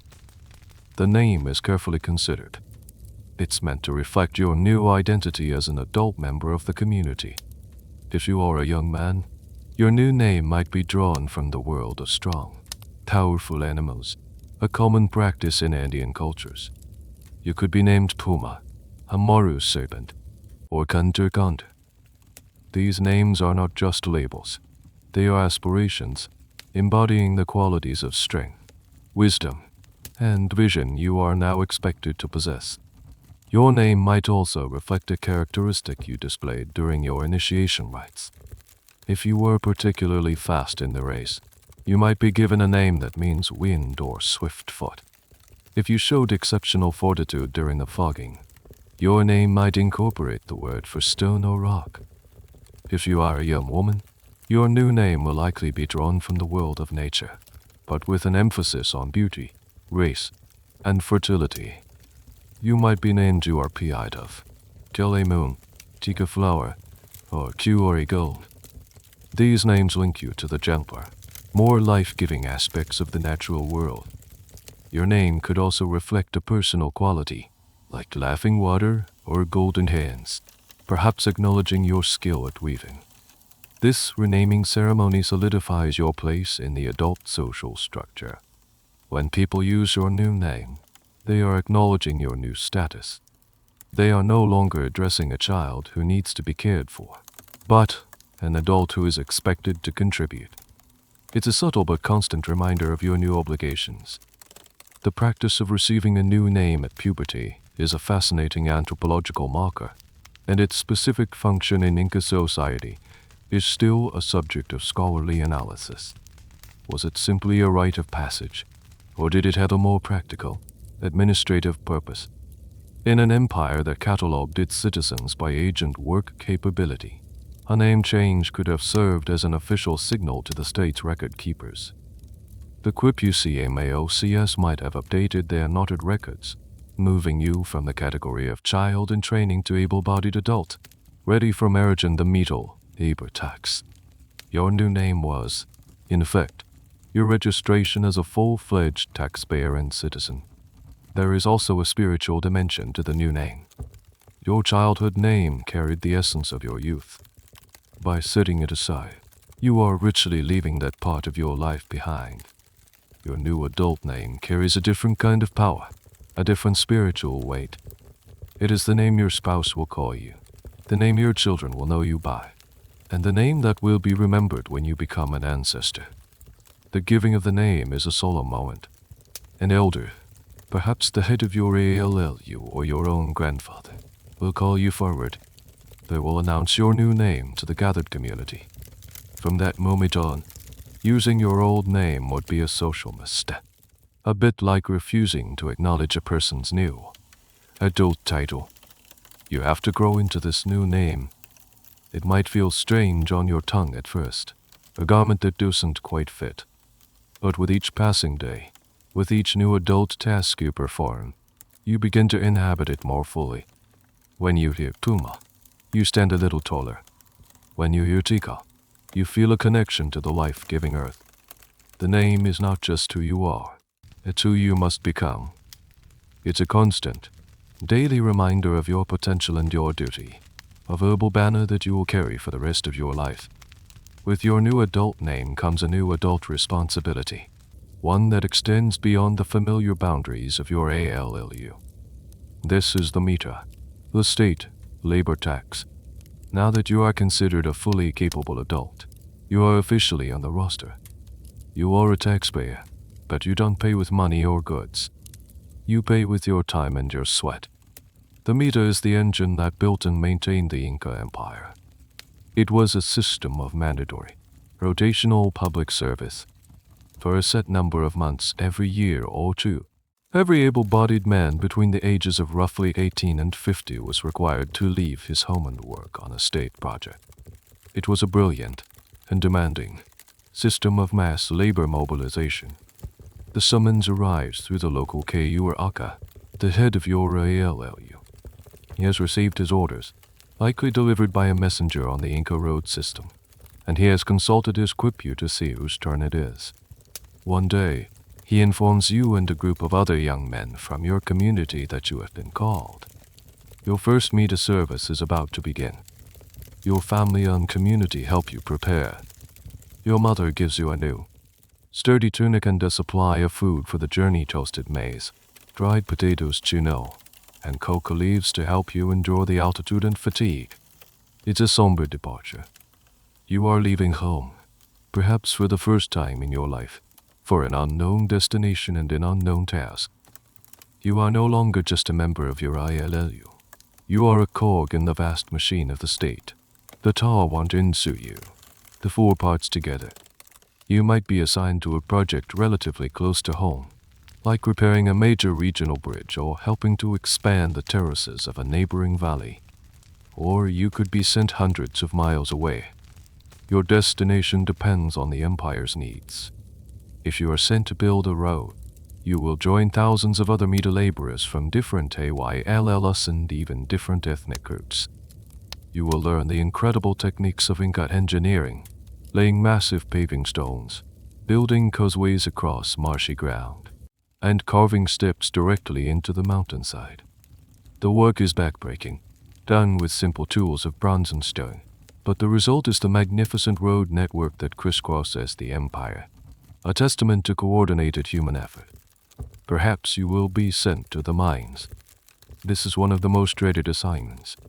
You would work deep in the earth, chipping away at rock to extract the gold and silver that the Inca considered the sweat of the sun and the tears of the moon. The conditions are dangerous and unpleasant, and the work is exhausting. But this precious metal is not for currency.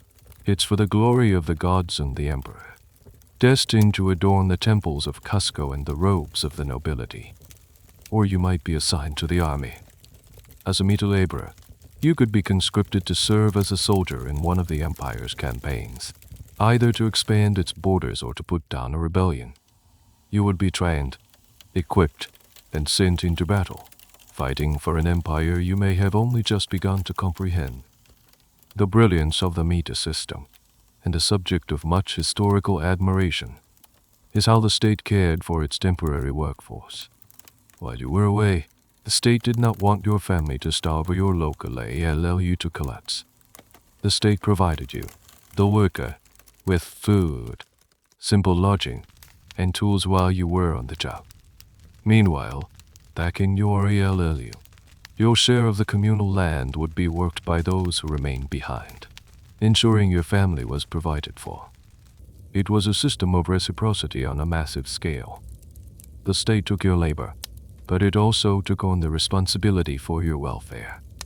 Of course, historians debate the reality versus the ideal. Was the system always as fair and well organized as the official narrative suggests? Some scholars argue that it could be highly exploitative, especially for communities located far from the centers of power or for those assigned to particularly harsh tasks like mining. The line between civic duty and forced labor could be very thin. Yet, compared to other contemporary systems of tribute and slavery around the world, the Mita was, in principle, a remarkably sophisticated social contract. When your term of service is over, you return home. You are changed. You have seen other parts of the empire, met people who speak different dialects, and worked on projects of a scale you could never have imagined. You bring back stories and a new understanding of your place in the wider world. You have paid your tax. You have served the Sepa Inca. You have helped to hold the four parts of the world together. After you have completed a few cycles of the Mita and have settled into your adult life, your path begins to solidify. While every man is a farmer and every woman is a weaver, your community has been observing you your whole life. Your particular talents, the skills you showed a special aptitude for during your informal apprenticeship, do not go unnoticed. The ALLU, and by extension the state, has an interest in making sure the best people are doing the jobs they are best at. This is not a world of infinite career choices. You won't suddenly decide to become a poet or a merchant. The latter didn't even exist in a formal sense. Your options are constrained by tradition, by the needs of the community, and by your own innate abilities. But within these constraints, there is a degree of specialization. If, as a boy, you showed exceptional skill and precision with your sling, and if you demonstrated great bravery during your War A Chikui trials, you might be singled out for further military training. The Inca army was not just a temporary Mita force. It had a corps of professional soldiers and officers. You could be chosen to become one of them, a life dedicated to the service of the state, stationed in garrisons along the empire's frontiers. If your hands have always been clever, able to work with fine details, you might be guided towards a craft. Perhaps you will become a master potter, your vessels known throughout the region for their perfect symmetry and intricate designs. Or you could be apprenticed to a metallurgist. This was a highly respected and almost magical profession. You would learn the secrets of smelting ore, of mixing copper and tin to create durable bronze, and of crafting tools, weapons, and delicate ceremonial objects. This knowledge was often a closely guarded secret, passed down through specific families. Or maybe your mind is your greatest asset. If you mastered the quipu with ease as a child, showing a remarkable ability for numbers and memory, you could be trained to become a quipu CMAOC. This is a position of immense responsibility. You would be the accountant, the historian, the census taker for your community. You would be in charge of the knotted records that tracked every birth, death, marriage, and bushel of maize. You are the living memory of the ALLU. If you are a woman, your primary role is fixed, but excellence is still recognized. If your textiles are exceptionally fine, your weaving more intricate and your colors more vibrant than anyone else's, you will gain great status. You might be tasked with creating the special cloths for religious ceremonies or the beautiful tunics that your KUR Aka will wear or trade with other leaders. Your skill brings prestige to your entire ALLU. You might even be asked to teach your techniques to others, becoming a respected master of your craft. The question of social mobility in the Inca Empire is a complex one, heavily debated by historians. The official ideology presented a very rigid, stratified society. You were born into a class, and you died in that class. A farmer's son would be a farmer. A noble's son would be a noble. However, there are hints in the chronicles of exceptions to this rule. A commoner who displayed extraordinary valor in battle could be granted land, titles, and privileges, effectively being raised to the lower nobility. A girl from a humble ALU could be chosen as an ACL Lord. If she was lucky, be married to a powerful official, elevating her family's status. These were likely the exceptions, not the rule. For most people, like you, your career path is a refinement of the role you were born into. You are a farmer who is also a very good stonemason. You are a weaver who is also the best chicha brewer in the valley. This system ensured that the ALLU had all the skills it needed to be self-sufficient. It was a practical, community-focused approach to human resources. You don't have a business card or a job title. Your profession is simply what you do, what you are good at, and how you best contribute to the collective good. Your identity is not tied to a single job, but to the sum of your skills. You are a member of the ALLU, and your hands, your back, and your mind are all in service to its survival and prosperity. The path you walk was not chosen by you in a moment of inspiration, but was laid out for you over years of observation, training, and community consensus. It's a path of duty, not of ambition. Your adult life is taking shape. You have your skills and your adult name. There is one final piece of the puzzle that you must have to be considered a complete, tax-paying household unit, a spouse. And in the Inca world, this is rarely a matter of passionate, individual choice. Marriage is a practical arrangement, a contract between families under civic duty, orchestrated by the state. Sometime after you and your peers have passed through your initiation rites, the local leader, your KU or Aka, will decide it's time for the marriage market. This isn't a market in the sense of buying and selling, but it is an organized event. All the young men of a certain age, typically early 20s, and all the young women of a certain age, late teens, are called to assemble in the main plaza of the village or a nearby administrative center. You stand in a line, facing the line of eligible young women. You've known these girls your whole life. You played together as children, worked alongside them in the fields. But today, the air is different. It's full and full of a nervous tension. This is not about romance. It is about the formation of new family units, the bedrock of the ALLU in the state. While individual preference was not the primary driver, it wasn't entirely ignored. There was a period of limited, sanctioned courtship. A young man might show his interest in a young woman by offering her a small gift, or by helping her family with a task. She could accept or reject these advances. This period allowed for some degree of personal compatibility to emerge. Your parents would also be heavily involved, discussing potential matches with other families, weighing the benefits of joining your two kin groups. A good match would bring together two strong, hardworking families, strengthening the community. But the final decision often rested with the KUR Aka, or a visiting state official. He would walk down the lines of young men and women. He would call out a young man's name, and then the name of a young woman. Amuru, he might say, and then your Pia. You are to be married. Take her hand. And just like that, with a simple public declaration, you are bound together. The official's goal is not to create love stories, but to create stable, productive households. He pairs people based on their age, social standing, and the needs of the community. This state-controlled marriage system is one of the most striking features of Inca social engineering, and it's a hot topic for historians. The Spanish chroniclers were both fascinated and appalled by it, viewing it as a tyrannical infringement on personal and religious freedom. Historians today debate how widespread and rigid this practice truly was. Was it the norm for every commoner in the empire, or was it a more idealized system described by officials, with more room for local custom and individual choice on the ground?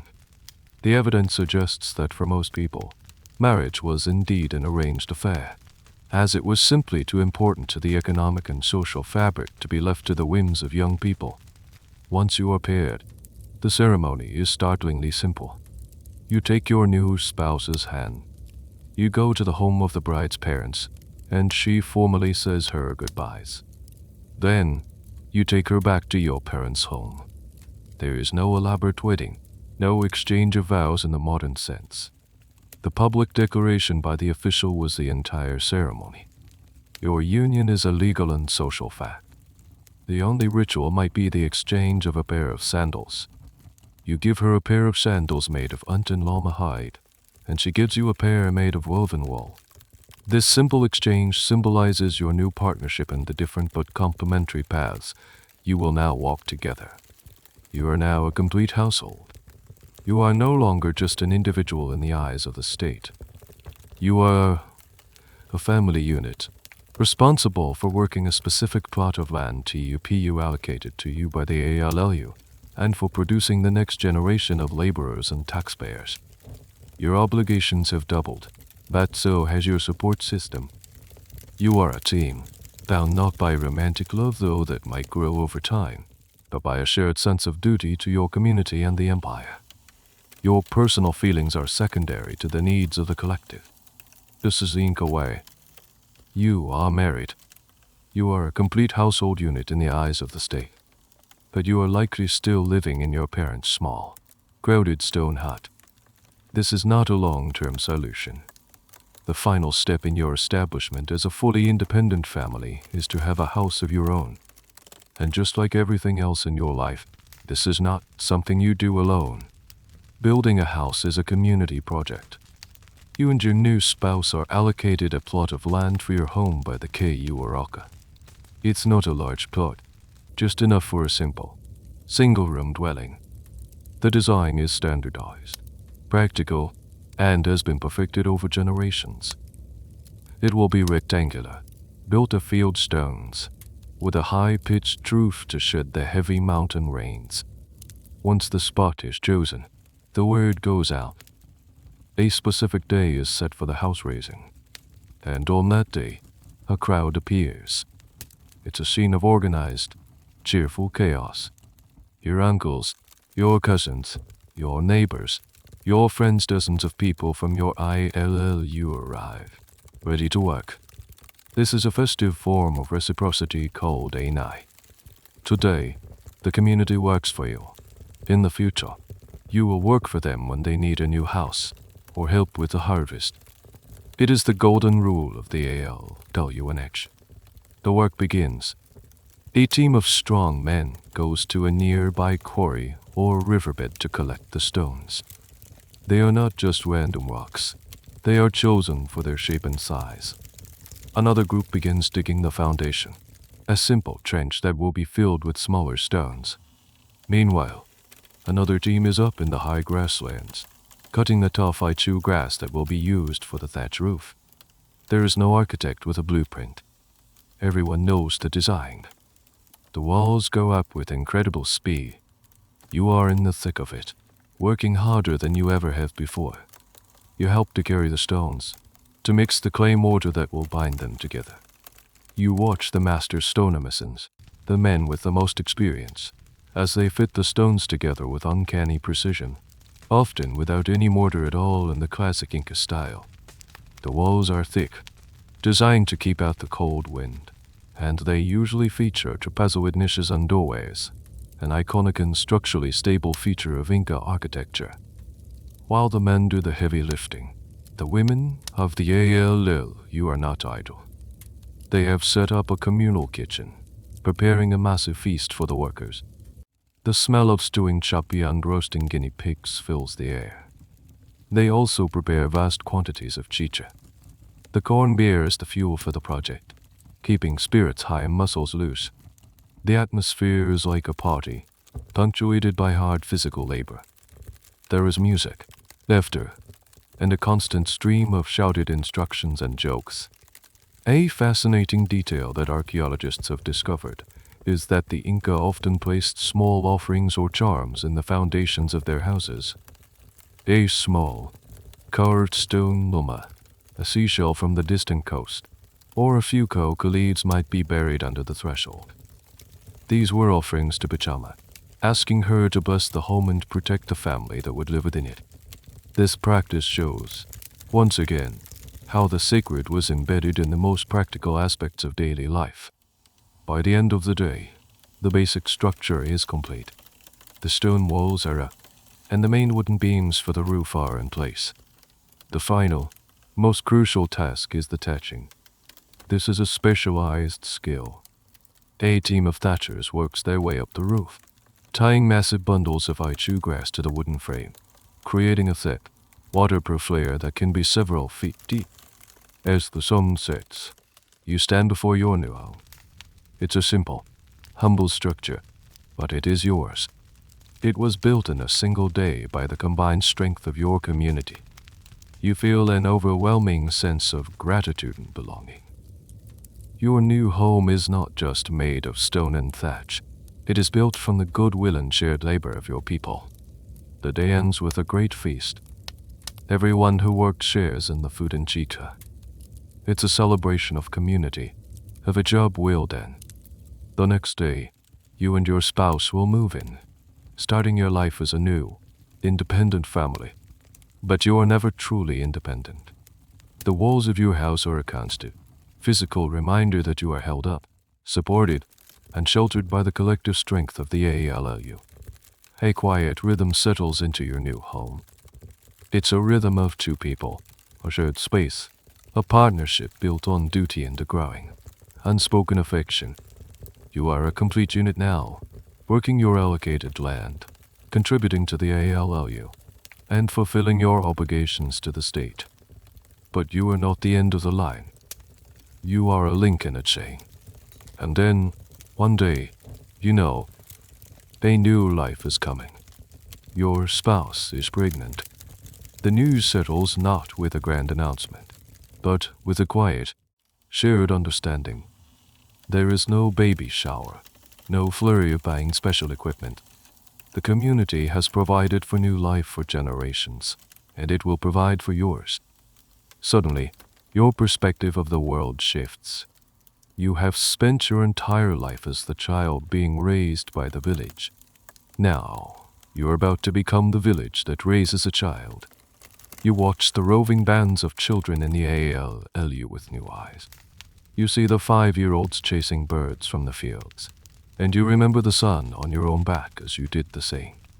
You see a neighbor sharply scold a child for being careless, and you feel not the sting of the correction, but an understanding of its necessity. You see a group of older girls sitting together, their dropped spindles a blur of motion, and you see the future of your own daughter. The entire system, which you once simply existed within, now reveals itself to you as a complex and delicate machine for creating strong, capable people. The day of the birth arrives. As a man, your role is not in the room. You are not there to hold a hand or offer words of encouragement. Your role is one of ritual support. You may be expected to fast, to abstain from certain foods, or to remain in quiet prayer, demonstrating your spiritual fortitude and appealing to the appeals for a safe delivery. This practice is one that historians still debate. Was the father's primary role this ritualistic separation, as some accounts suggest, a sort of spiritual couvade where he shares in the ordeal? Or in the relentlessly practical world of the Inca, was he simply expected to continue his work in the fields, his labor being his most important contribution to his growing family? The answer is likely a mix of both, varying by region and custom. As a woman, You face this moment with the strength and self-reliance that has been ingrained in you since your first cold water bath. You might retreat to the hut with your mother or an experienced aunt, or you might follow the ancient tradition of going to a nearby stream, believing the flowing water helps to ease the process and cleanse the baby immediately. It is an intensely female experience, supported by the quiet, practical wisdom of the women who have done this countless times before you. And then, it happens. They cry. They know. Tiny voice joins the chorus of the ALLU. You hold your child for the first time. You look at the small, wrinkled face, the tightly clenched fists. This is your Wawa, your baby. Nameless for now, a placeholder identity, just as you once were. You look at this fragile new being, and you see your entire life reflected.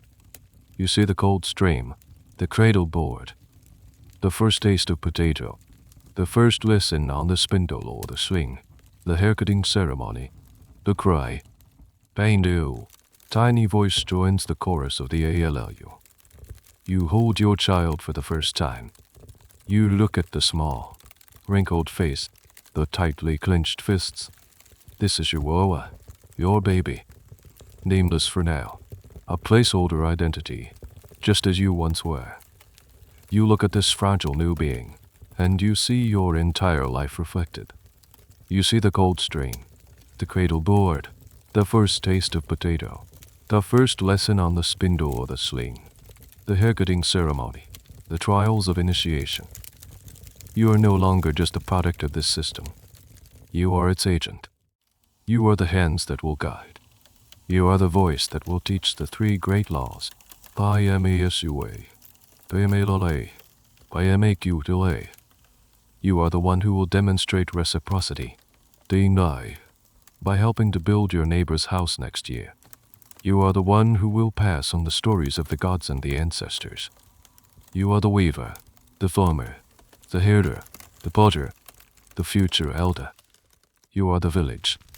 A few hours after the birth, after the baby has been washed in the cold stream and fed for the first time, you find the key or W.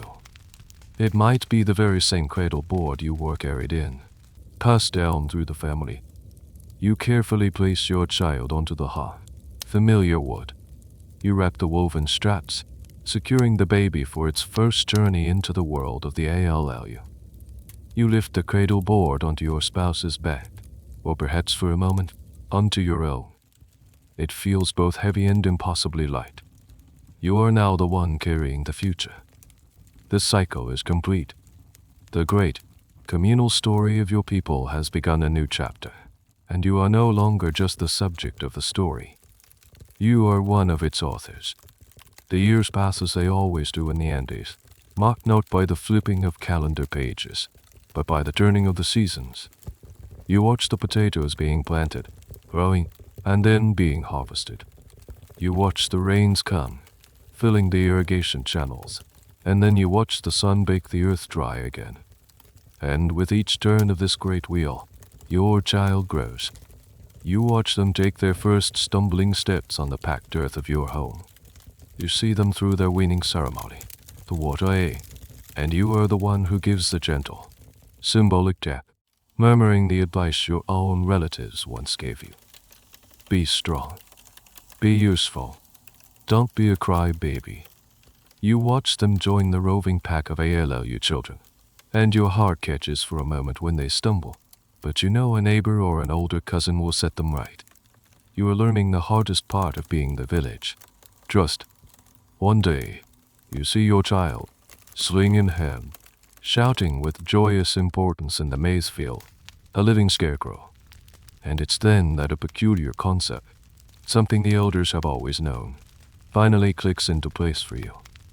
It's about time itself, about Poche. The past is not behind you. It is in front of you, visible, something you can look at and learn from. The future is behind you, unknown and unseen. And so, as you look at your child, you are literally looking forward into your own past. You see your own life laid out before you, not as a fading memory, but as a living, breathing reality. You become an elder. The black in your hair gives way to the silver of the high mountain frost.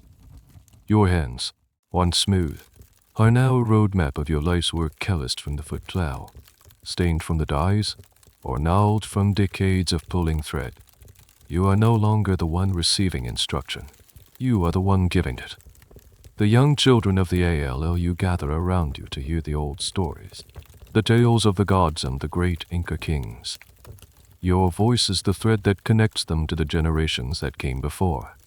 When your own parents pass on, you take on the most sacred duty of all. You care for their malquis, their mummified remains. On special occasions, you and your siblings carefully bring them out from their resting place. You dress them in fine new cloth, offer them their favorite foods, and pour chicha for them, telling them the news of the ALLU. They are not gone. They are simply in another part of the community, and it is your job to ensure they are still honored, still part of the great conversation. It is in these quiet moments, as an elder, that you finally have time to ponder the great questions. You see the incredible strength of your community, the way everyone is cared for, the way no one is ever truly alone. And you wonder about the price of this perfect harmony. This is the question that future historians will debate endlessly. What was the inner world of a person in the Inca Empire? Did this collective upbringing create a society of unparalleled psychological security and resilience? Or did it, by design, suppress the very idea of a unique, individual self with personal ambitions and private sorrows? You look at your grandchildren, who belong as much to your neighbor as they do to you, and you know the answer is too complex for a simple yes or no. It simply was. You sit in the sun, your back against the warm stone wall of your house, the house the community built for you in a single day. You are not weaving on a loom, but in your mind's eye, you see the great textile of your ALLU. You see the strong, dark threads of the farmers, the vibrant red threads of the warriors, the golden threads of the artisans. You see the thread of your own life. It began as a single, fragile fiber. It was twisted and strengthened by the cold water and the hard work. It was woven tightly with the thread of your spouse, your parents, your children. It runs through the pattern, connected to everything, holding a small part of the grand design together. You are not a solitary achievement. You are not a lonely hero. You are one indispensable thread in a magnificent, unending brocade. And looking at it, laid out before you in the bright Andean sun, you feel a deep and profound peace. The sun dips behind the great Apus for the last time in our story, painting the sky in shades of deep purple and fading gold.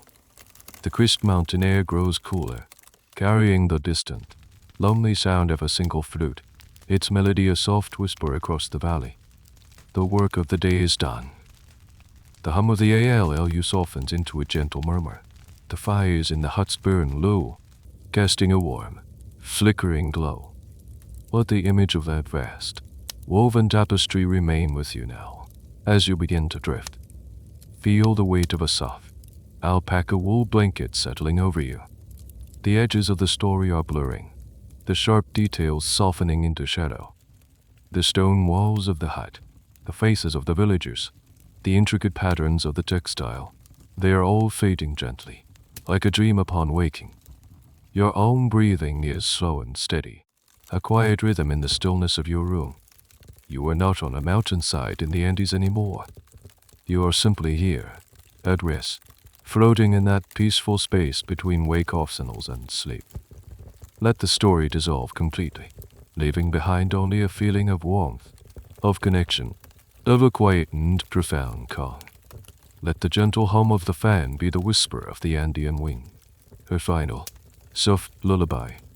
There are no more tasks to be done, no more lessons to be learned. There is only the quiet, and the gentle pull of your own dreams, waiting to weave their own stories through the night.